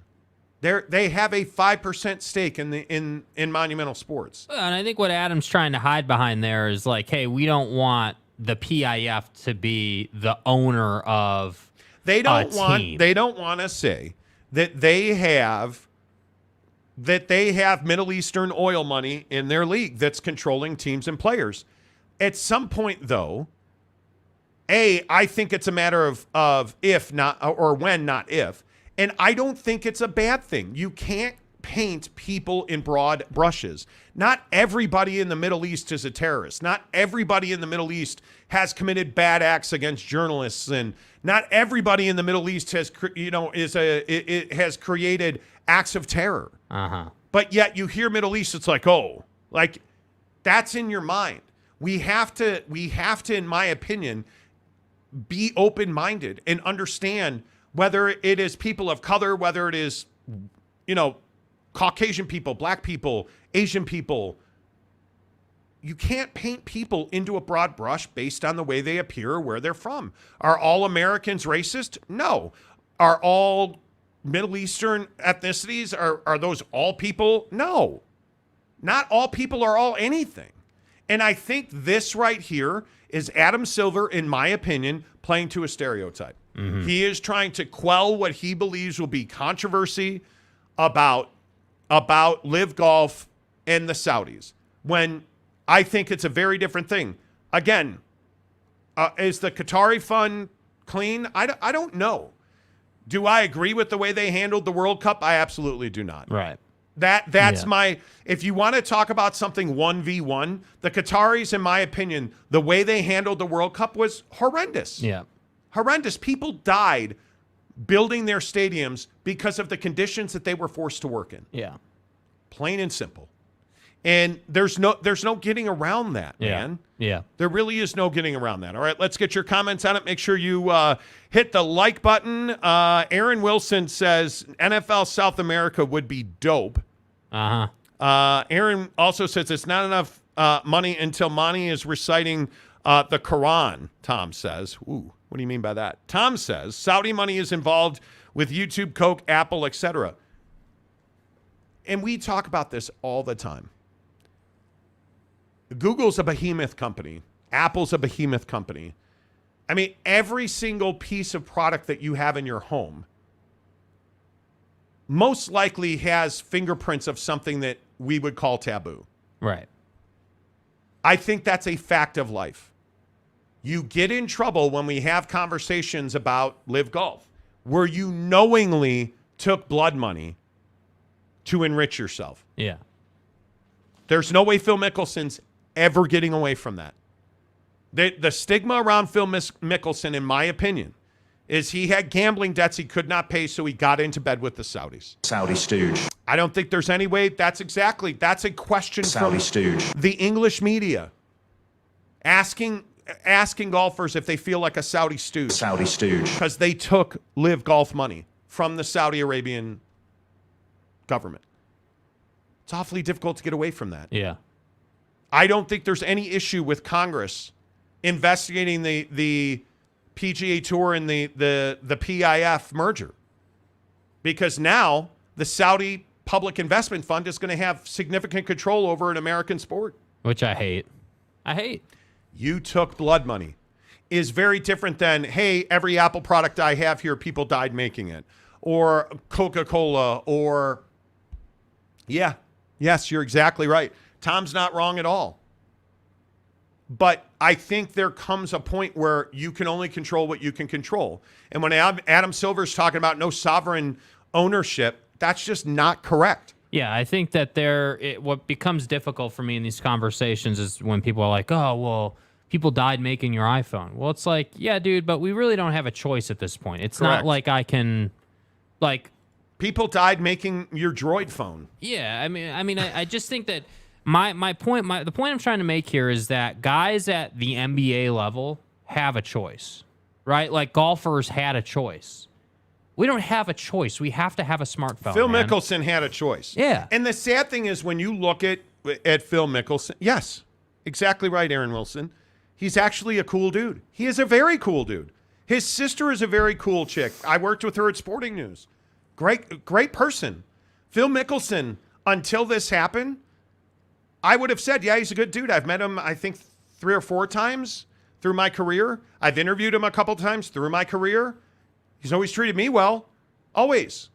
And he's just a guy who now turned heel. And I think he had to make decisions he had to make, not wanted to make. It's Brooks Koepka. At least Dustin Johnson sat in front of a camera and looked right at the camera and said, yeah, I'm doing it because if somebody said to you, do what you love to do, work less, and I'm going to pay you more, almost double, to do less work doing what you love. Yeah, I'm going to take that money. Yeah.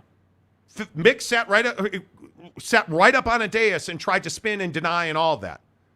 At least Dustin Johnson admitted it. At least Brooks Koepka sat there and said, I have no idea if I'm ever going to be able to golf like I used to play because of the injuries and the knee injury. And so I took the payday not knowing if I would ever make that money again. I can at least understand that. Yeah. I cannot empathize or understand what Phil Mickelson did. Can't do it because you lied, in my opinion. You were dishonest, in my opinion. It didn't feel genuine, in my opinion. Yeah. I had no problem with the excuse that Phil Mickelson made because I understood the leverage he was probably facing. The problem came in when you spun, and in my opinion, you were dishonest. That's where Phil Mickelson lost me. Mm-hmm. But again, this thing with Adam Silver, this is what my issue with the NBA is. The NBA is not truthful. They spin. You have Middle East money owning your team in Washington. There's no way to get away from that. As of yesterday, there's no way to get away from the fact that the Qatari Investment Authority take a 200 million, 5% stake in Monumental Sports with the Washington Wizards, the Washington Mystics, and the Washington Capitals. They now own 5% of that company. So you can sit here and tell me that you don't have, sovereign ownership. That's a lie, you do. Whether you want to acknowledge it or not, I guess that's a totally different thing. Yeah. All right, let's run through some of your comments on the Monty Show, presented by our good friends at TryDayTrading.com. You guys, I say it every single day. TryDayTrading.com. Give me $10. I'll show you your future. And I know that you guys think I'm crazy every time I say this, but it's absolutely true. A $10 charitable donation, and TryDayTrading.com will give you a 30-day trial membership for $10. They'll take that $10, give it to a charity. It's a tax write-off for you at that point. And you get 30 days of their entire program, high-level elite coaching, understanding their systems, understanding their processes, understanding how to implement TryDay Trading's program into your life. If you want to work for yourself, if you got up today hating your boss, being pissed off you had to go to the office, if you got up today hating the job that you do, you have no excuse not to spend 5 minutes. You deserve it. Spend that 5 minutes and get to TryDayTrading.com/Monty. Look at all the reviews. Read all the user reviews. Watch the webinars. Spend the $10 to see your future. Because if I said to you, are you going to make a minimum of $1,000 today? Are you going to make $1,000 today? If the answer is not an unequivocal yes, TryDayTrading.com/Monty. Because they're traders that do it full time, who work for themselves. They don't have bosses. They don't go into offices. They don't have to sit in traffic and commute, because they work at home for themselves, in the house they always dreamed of, driving the car they always dreamed of, going on the vacations you've always dreamed of. You can have that life. And again, if I said you can make $5,000 a week, how would that change your life? Think about that. TryDayTrading.com/Monty. Now, you don't want to do it full time. You love your job, but you need more money. You'd like to have that money to go on a vacation, to go on a golf trip with the boys, to buy a new car, to make a mortgage payment. Do it part-time. Part-time traders at TryDayTrading.com who work for themselves. It's your own business that you can scale up eventually into full-time. There are a lot of people who are retired who use TryDayTrading.com's proprietary algorithms and processes to pay for their lifestyles, to give them a drip of income, because it takes an hour, maybe 2 in the morning. You program your trades, you forget about it, you go to work, you come home, you've made $200, $300, $400. If you don't have that ability now, get it for $10 in a 30-day trial membership, man. It is that simple at TryDayTrading.com/Monty. Make sure you tell them you heard about it on the Monty Show. But the thing that I'm going to leave you with on this subject, stop making excuses. We all make excuses about the shit show that our life has become, or the things we hate in our life, the job we hate in our life. It's their fault, it's his fault, it's her fault. My friend, it's your fault. Because now you have no excuses not to take advantage of it at TryDayTrading.com/Monty. $10 to get you a 30-day trial membership. If you can't decide if it's for you in 30 days, maybe it's more than a 30-day membership problem. Yeah. Stop making excuses. I'm a big believer in empowering yourself, boys. Let's go and do it. Aaron Wilson, I will have to ask Carl to get Monty a one-on-one with Phil. LOL. You should. Yeah. Give me a one-on-one with Phil Mickelson. It'll be one of the best interviews you've ever heard. Because I miss Phil Mickelson. I will be honest with you. We were watching the event, the match the other week with Steph Curry. I miss Tiger and Phil in the match. Yeah, I have to agree with the critics who were saying, hey, how is there not a professional golfer in this thing? It's not the same. And you guys know by now, I'm a passionate golfer. I love it. You guys tip us. There's so many people who tip us and say, hey, here's your greens fee for the week. And I appreciate that. Yeah. I'm a passionate golfer. I loved watching Phil and Tiger, and Phil finally getting over the hump at a major, and Phil finally getting over the hump at the Masters. And I want to talk to him about that. I miss him on the PGA Tour. I miss having Phil Mickelson playing golf in the biggest tournaments in the country. I miss it. And I would love to talk to him. I would love to talk to him. It's fair. I love my life. I only blame Taco Bell's craving box. I'm with you, man. You know. Hey, Phil. Phil. Phil. Fuck the Saudis. I just got to know this. Are goldfish crackers or are they chips? Phil Mickelson, what say you? I would not ask him that. I would not ask him that. Golf like Happy Gilmore. No, I'm actually better than that. You know, I'm better than Happy. Domer Wap, greed will almost always win out. I would agree with that. Yeah. RFR Mac, how did we get here? Money, poor leadership, selfishness, TV interests, and cultural change. Truth. Absolutely truth. Aaron Wilson, I got a beer for Phil at a golf course in South Lake when I was like 15. Nice. You're a stud. J.K. Marshall, Aaron, that's why he got so fast. Fat? Fat. Yeah, you made Phil Mickelson fat. Yeah. Now he's thin, by the way. You know. Shooter, Texas, is it a day trading program or a day trading program? Yeah, you know. Program. Yeah, it's program. Yeah, it's program. Aaron Wilson, man kills ultras. Mick Ultra's awesome. Mick Ultra is awesome, in my opinion. I am not a huge beer drinker. No. But man, you hand me a Modelo. Bomb. Hand me a I'm telling you, there's some beer out there. There's a few. There's some beer out there that's tough to say no.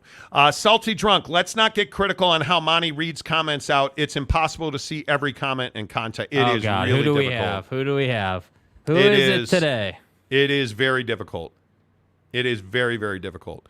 Tom says Monty would do ads for Saudi money for sure. I actually would not. We've talked about this. I would not. We've joked about this since the PIF thing happened. And Mrs. Monty and I have actually said, well, what if the PIF called and said, hey, we want to blow your show up into the biggest show in the world. Here's $100 million.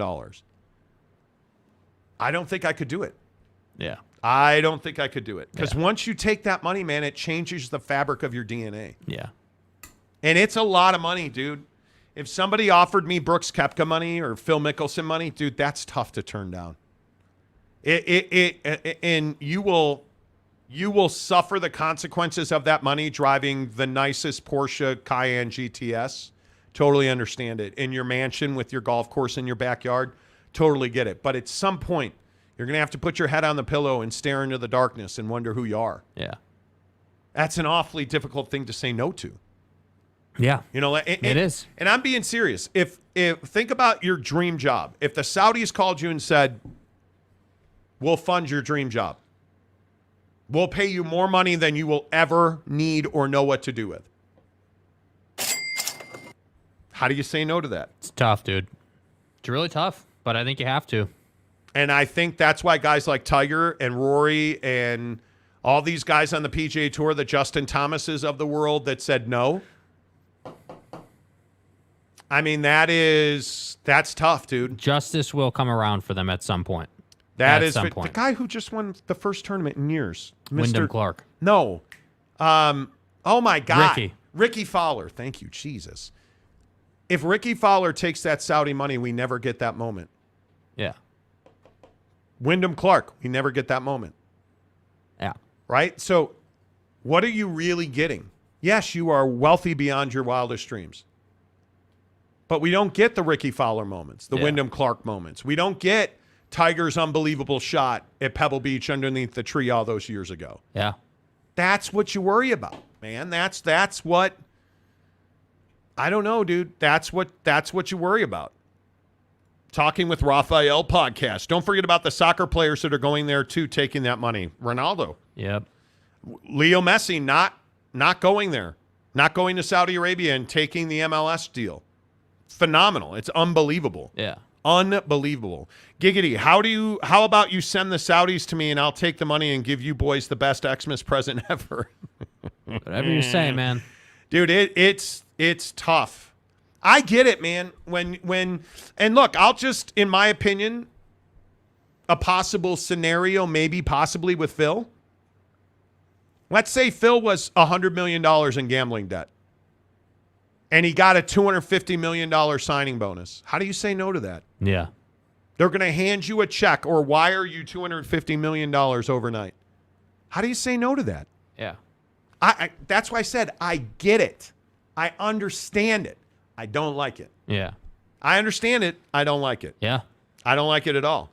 Tanner, what's up? Doesn't the U.S. government already take the Saudi blood money? It's not ideal situation, but sadly, it's the world we live in. And I think, you know what, Tanner? I think you're right. You don't realize the money that, whether it's your iPhone that's in your hand or the Samsung electronics that hang on our walls so we can watch TV, like, you don't understand the money that you've taken. I get it. The hard part for me is when the director of the PIF is on the phone He's like, hey, Monty, I got $150 million for you. Let's blow up the Monty show. I would have a real hard time saying no, but I don't think I could go to bed at night without thinking about dead reporters. Yeah. Without thinking about the World Trade Center, without thinking about, that would be really hard for me. Yes. I feel like you're selling your soul. You are. I think I would really struggle with that. Yeah. Yeah. And I can't honestly sit here and tell you what I would do. I would like to think I would say no. But how the fuck do you say no to $150 million? Yeah. That's the hard part, man. I think I would like to think I would say no. It's part of why I struggle with these dudes who went and took the money, because they already had the money. You already had. Oh, that's a great point. I never thought about that. Well, but Phil aside because of the alleged gambling issues. But Brooks Koepka, Dustin Johnson has Gretzky money. I mean, think about it. Like, these guys, we were watching, like, in the studio, we have this TV, and there are a lot of, like, Mondays, the Golf Channel plays, like, the Senior Tour, and, like, they have events on. And they put up a thing about how, like, Stephen Ames and Stricker and, like, these guys on the Senior Tour, they're still making over $1 million for a top 5 finish, bro. Like, so you can't tell me. Stricker's made $3 million on the Senior Tour this year. Like, I understand 3 is a lot different than 150. I get that. But at the same time, it's like, wow, dude, like, you guys, like, why do you think Justin Thomas or Rory or Tiger didn't take the money? Well, because they already had Tiger has unthinkable money. Like, and I know they offered him almost $1 billion. They offered Tiger Woods allegedly $850 million. So, okay, that's a lot of money. $850 million. What is $850 million to somebody who's never going to have to worry about money again? No. That's what I think the question is, because it's like, for us, yeah, $150 million is life changing. We don't have $800 million in the bank, dude. We're not in that position. Yeah. But these guys are in that position because they're professional golfers. So that's where I say, hey, that's why I have an issue with them taking the money, because you already had the money. Yeah. Yeah. Oh, Aaron, I agree. Phil, Tiger was really good golf and sports rivalries. Yes. Yes, it was. Hey, Salty. Hey, Tanner. Carl Dahlquist, 6 a.m., Monty? Too much, dude. I don't miss doing 2 mornings. shows in 12 hours? Chill out, bro. Brandon Miller, Messi is taking the MLS deal to get his citizenship in the U.S. And a chance at owning an MLS franchise. Okay, cool. I don't think he's getting paid an unthinkable sum of money here. Yeah. Like, at some point, it's just money or more money. You know, like, I don't know. C. Kaufman, hey, guys, have a safe flight to Dallas-Fort Worth. Thank you. They're flying Greyhound. No, Thank you, Aaron. Yes, exactly, C. Kaufman. We're flying Delta. Thank you. Shooter says U.S. government doesn't take money from anyone other than taxes. Well, and debt. You know. Salty, how did that taste coming out of your mouth, Monty? Tanner, you're right. I don't have a problem with Tanner being right. I agree with him. You know. Nope, the blue roads of Greyhound Air. Right. Right. When Greyhounds fly. J.K. Marshall, come on, man. Chinese money is just as bad and dirty. It is. There's no doubt about it. There's no doubt. No doubt. Tanner says it probably tastes like vinegar, Salty. Don't bury yourself. Aaron, Tiger paying Saudi to beat golf into children. Okay. Tiger's kid is a future champion golfer. That kid is unbelievable. As is Kim K's Boutte. A couple of non-sports stories for you before we close shop today. Before her, do you guys hear the story that O.J. Simpson is close to death? Oj.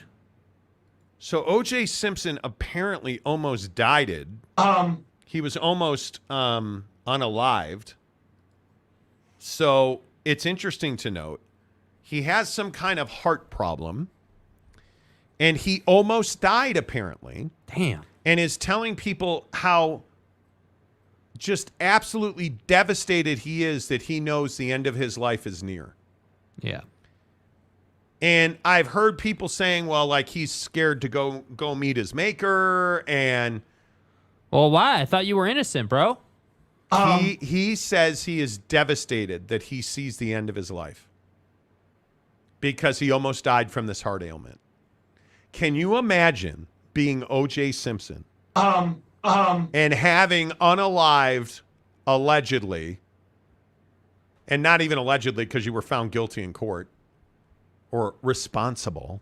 Do you feel responsible? For Ron and Nicole. I don't know what that must feel like, because isn't O.J. Simpson that dude who had it all, but it was never going to be enough? Yep. He had the Avis commercials. He had the money, the house, the estate on Rockingham and Brentwood. Like, isn't Oj the guy who fucking had it all and couldn't have enough? Yes. That's who this dude is. And I don't feel sorry for him one bit. Yeah, well, I think it's funny, like, when guys have it all and then the end of their life is coming, like, oh my God, I can't believe this. I'm heartbroken. Like, I understand the idea of, hey, I'm getting older. I know that I probably have less than 20 years left. I understand why that thought would be really unfortunate, why that thought would be difficult to be at peace with for some folks. On the other hand, if I was OJ, if you're crazy enough to be out here on Twitter every day talking about how you're scared that the actual killer is running around LA, are you not crazy enough to be at peace with your life and everything that you've done? So wait, the actual killer is running. So OJ was asked why he wouldn't go back to LA. And he's like, well, the killer's still out there. And he's talking about how he's looking for the killer. So you moved to Las Vegas? Oj lives in Las Vegas.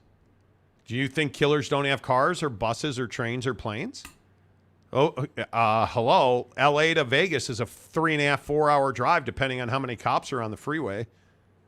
Are you like, this guy is a fraud. Mm-hmm. And I think what he's seeing is he's on the clock, and I think he knows he's going to hell. Yeah. If hell is a real thing.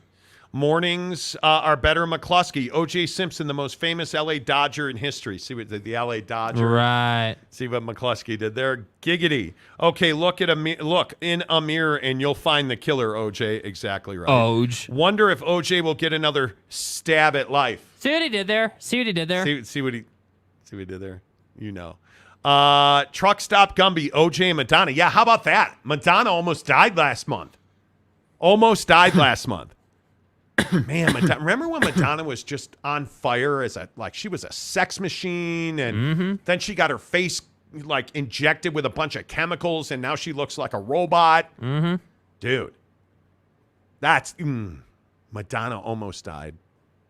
Unbelievable. Yeah, bro. Mad Cat, what's up, my guy? What a way to wake up, Monty on YouTube. We appreciate you, man. Absolutely. Giggity says maybe he will write a book called If I Die, This Is How I Die. Exactly right. If I did it, here's how I do it. Shooter, Texas, do you think he will confess on his deathbed? Man, I can't. See, Shooter, this is a great question. Yeah. Does Oj come out of the I murdered Nicole closet on his deathbed? No way. Well, you know what the Joker said in The Dark Knight, right? In people's final moments, they show you who they really are. So maybe you want to know why I use a knife? Yeah, maybe if Oj is feeling so sorry for himself, Oj can fess up to what he actually did, and maybe just maybe the glove will fit as he's put in the ground. No way. Are you really believe that? Do you really believe that? He's crazy, dude. I wouldn't be surprised. No way. Wouldn't be surprised, bro. No way. Dude is flat out crazy. Talking with Raphael podcast. On the New Skin Radio Network. BYU Radio. I think he will confess at his deathbed. You do? Yeah, he's crazy, bro. I don't think he will. I don't. Tanner, wait, so if the actual killer is still out there, wouldn't the killer have tried to kill him before now? I mean, some people think he did try to commit suicide. Some people. But then if he had committed suicide, he would never have seen Kim Kardashian's selfie, where Kim Kardashian claims she captured a ghost. Did Kim Kardashian capture a ghost in a selfie? Yeah. I think it's a fascinating question. She says she's freaking out and the world is ending. I'll show you the picture after I remind you that Papa Murphy's Pizza is the official pizza of the Monty Show. Have you tried the calzones yet? At Papa Murphy's, we do more than just pizza. We do calzones. Papa Murphy's does calzones? Oh, I think you mean I do the calzones. And how do you do it, Dad? How do I do it? How do I do it? Well, we do it with fresh ingredients and hand-shredded cheese tucked in a scratch-made dough. That's how, honey. At Papa Murphy's, we make great pizza. Hey, don't forget the calzones. Order now at papamurphys.com. Okay, so you guys, Papa Murphy's Pizza, download the mobile app. Use the promo code Monty25 to get 25% off your purchase of $25 or more at Papa Murphy's Pizza. You guys know we moved studios. We built a brand new studio in an office tower in South Jordan. Norman, Oklahoma on the wall 11,000 times. You get it. What's up, big bro? One of the reasons we moved studios was it was always 100 degrees in our other studio. And it's really hard. And I know you guys are like, oh, you're sitting on your fat ass, Chubbs. What do you mean? Dude, when it's 80 degrees or more in a studio, it's very difficult to concentrate. Yeah. The air conditioning's been broken in our new studio for like 3 days. We walked in here on Friday, and it was 83 degrees. Walked in here this morning at 4:41. 83 degrees. Bro. No. They put a new thermostat in our studio. Oh, this will fix it. No. 83 degrees. So now we're looking out a window. We can see the parking lot from our high atop the Monty Show office tower. There's a brand new air conditioning unit being installed. Oh. Let me get this right, Logan. Let me get this right. We're going out of town, so you're fixing the air conditioner while we're out of town. We're leaving to go to a. And I'm going to look again. I looked this morning when I got up at 4. It's going to be a hundo P in Dallas, 100 bro. and I believe 105 and 80% humidity over there in good old Dallas. 85 degrees currently.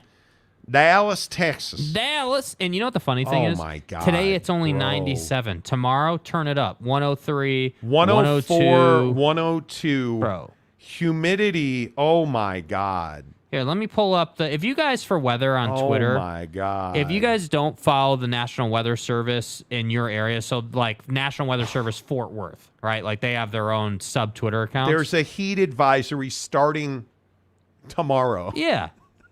Yeah, bro. Here, check this out, bro. Are you serious? Here, how about this? Yes. Here, watch this. Oh, Go God. ahead and Jake is taking a screenshot. Here we go. But anyway, yeah, so they're unloading a new air conditioning unit outside as we're ready to leave town now. Why do people hate me? What did I ever do to you? What did we do to have the studio constantly scorching hot? Renee Roca. It rained about 3 minutes this morning and cooled things off. You're good here in Torrent County. Torrent County? Come on, bro. Oh, Tanner says, whoa, you moved studios? I just realized that. Yes, we moved studios. The big Arlington. Yes. It's fair. Monty's forehead is so shiny you can see the camera reflecting off of his dome piece. Yeah. I'm hot, bro. I'm not even joking. I'm hot. We have a thermostat on our clock, and it's... It's not good, bro. Salty drunk. Pack the KY jelly for those sweaty groins, guys. Come on, bro. Bro. Oh, I need to upload that thing real quick before we show you Kim Kardashian's booty with a ghost. Yeah. Look at this weather. And, dude, it's going to be so humid in Dallas. Bro. We're there Wednesday, Thursday, and we leave Friday morning. Bro, come on. Bro, come on, man. Hot. Look at the headline. Outlook through Sunday. Hot and humid. Thanks, bro. Thanks. Hot and humid God. with a side of $300 a round for golf, which we're not doing. It feels like 111 degrees on Thursday in Dallas. Yeah, I'm fine. No. Holy shit, bro. Yeah. Okay. So, Kim Kardashian says that she caught a ghost. Right. She captured a ghost selfie. Allegedly. There it is. She says that this is nobody in this picture. Now, I think this is clearly her taking a selfie at the window. What do you mean that's like, who buys that this is a ghost?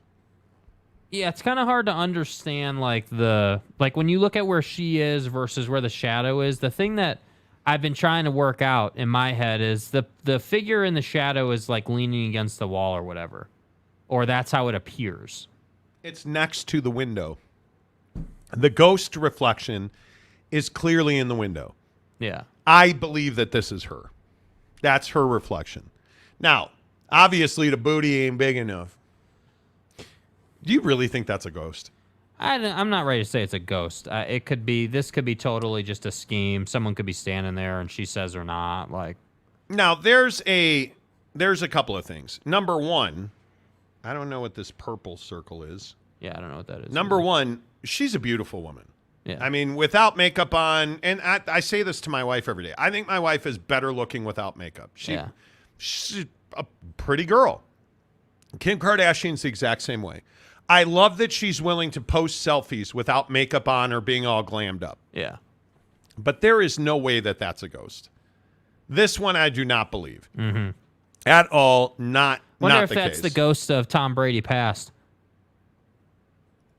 Giggity. Her booty has its own shadow. Renee Roca could be Kanye creeping. All gas, no brake. Salty drunk. It's Kanye looking to get back on the horse. Well. Tanner says, looks like Baby Yoda a little bit. Dude, you have got to get help. You have got to get help. I am your father. San Diego State says, move on, please. Ghostgate. Yeah, Ghostgate. This is Ghost in the Booty Gate. Yeah. And but this is the other part of this conversation, you guys. She's been linked to Tom Brady again. Okay. And I'm trying to figure out, like, how are you if you were Tom Brady? Is Kim Kardashian on Tom Brady's level? And usually, I'm not a believer in, hey, she's below me or beneath me.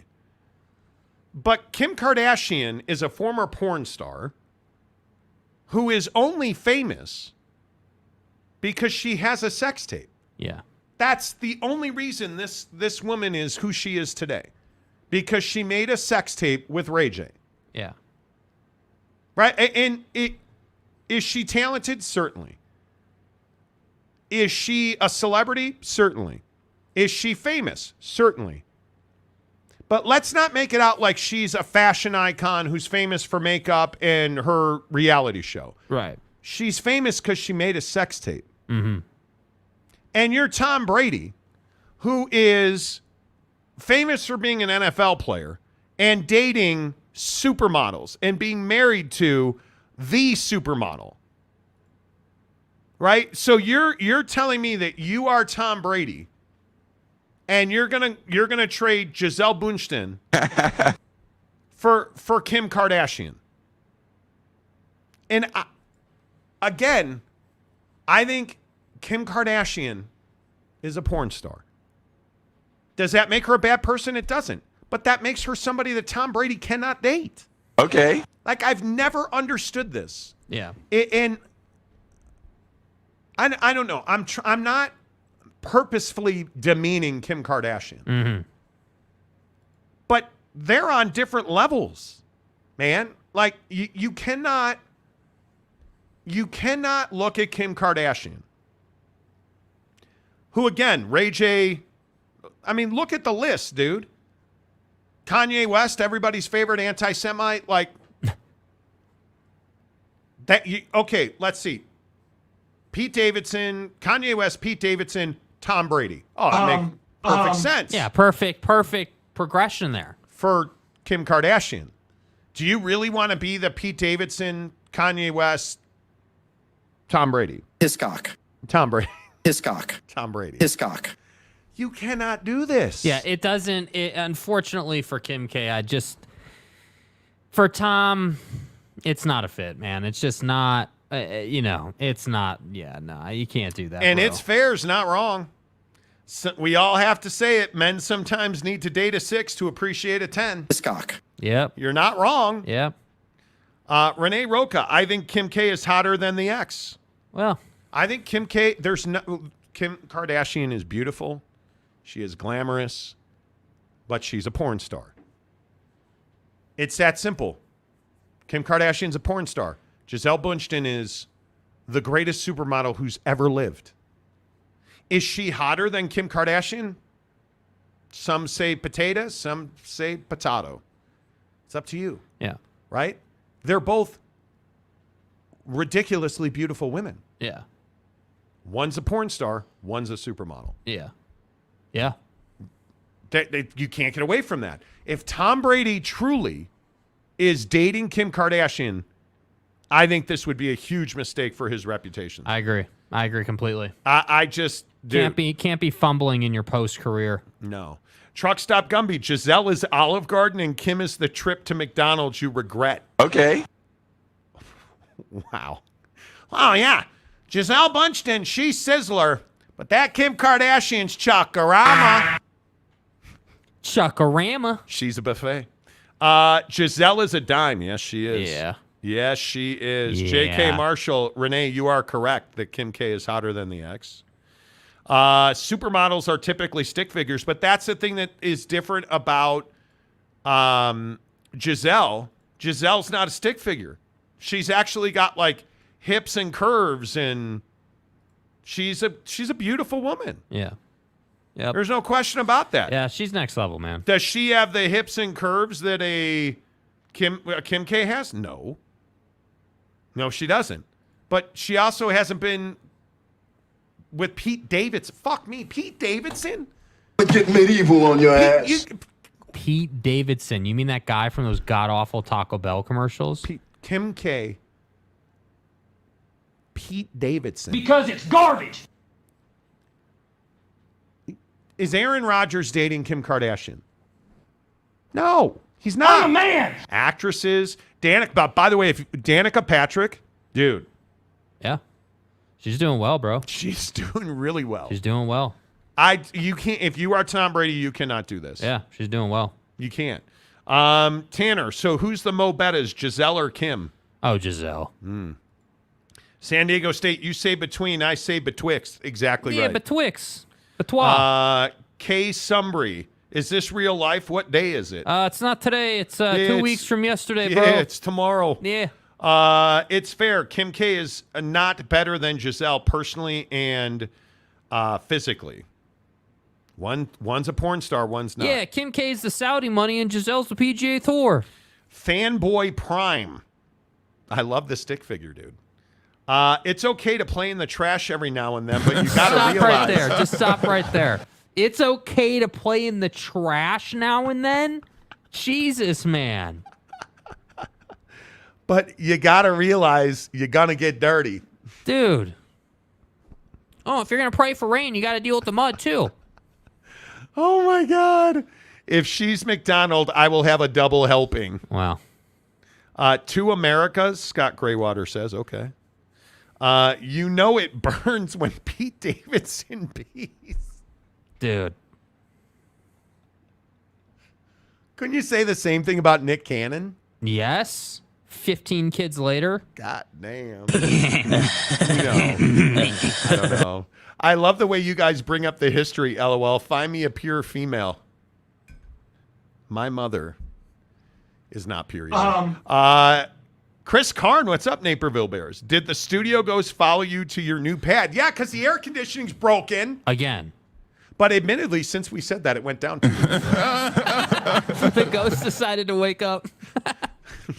Maybe ghost farts are cold air. I don't know. What's up, Chris? Good to see you. Chris Karn had us out to Talon Point Golf Course a month ago or whatever. I swear to God. Sent me into a golf spiral. From that day for about the last 3 weeks, I have not been able to find my driver. No, I know where the physical club is at. Yeah. It's just the ball off the driver I can't find, and finally got it back. Finally got it back. You going to be all right over there? No, dude. All right, It's real too quick, early. because then we got to go. Jaron Eccles, my dude, what's up? Go Cubs. Did you guys talk about Keontae yesterday or today? Want to hear what you think of what we've seen so far. I'm just going to say the same thing I said on draft night. It's a home run. It's a home run. And if I'm the Jazz, I am giving him every opportunity to play his way out of a starting position.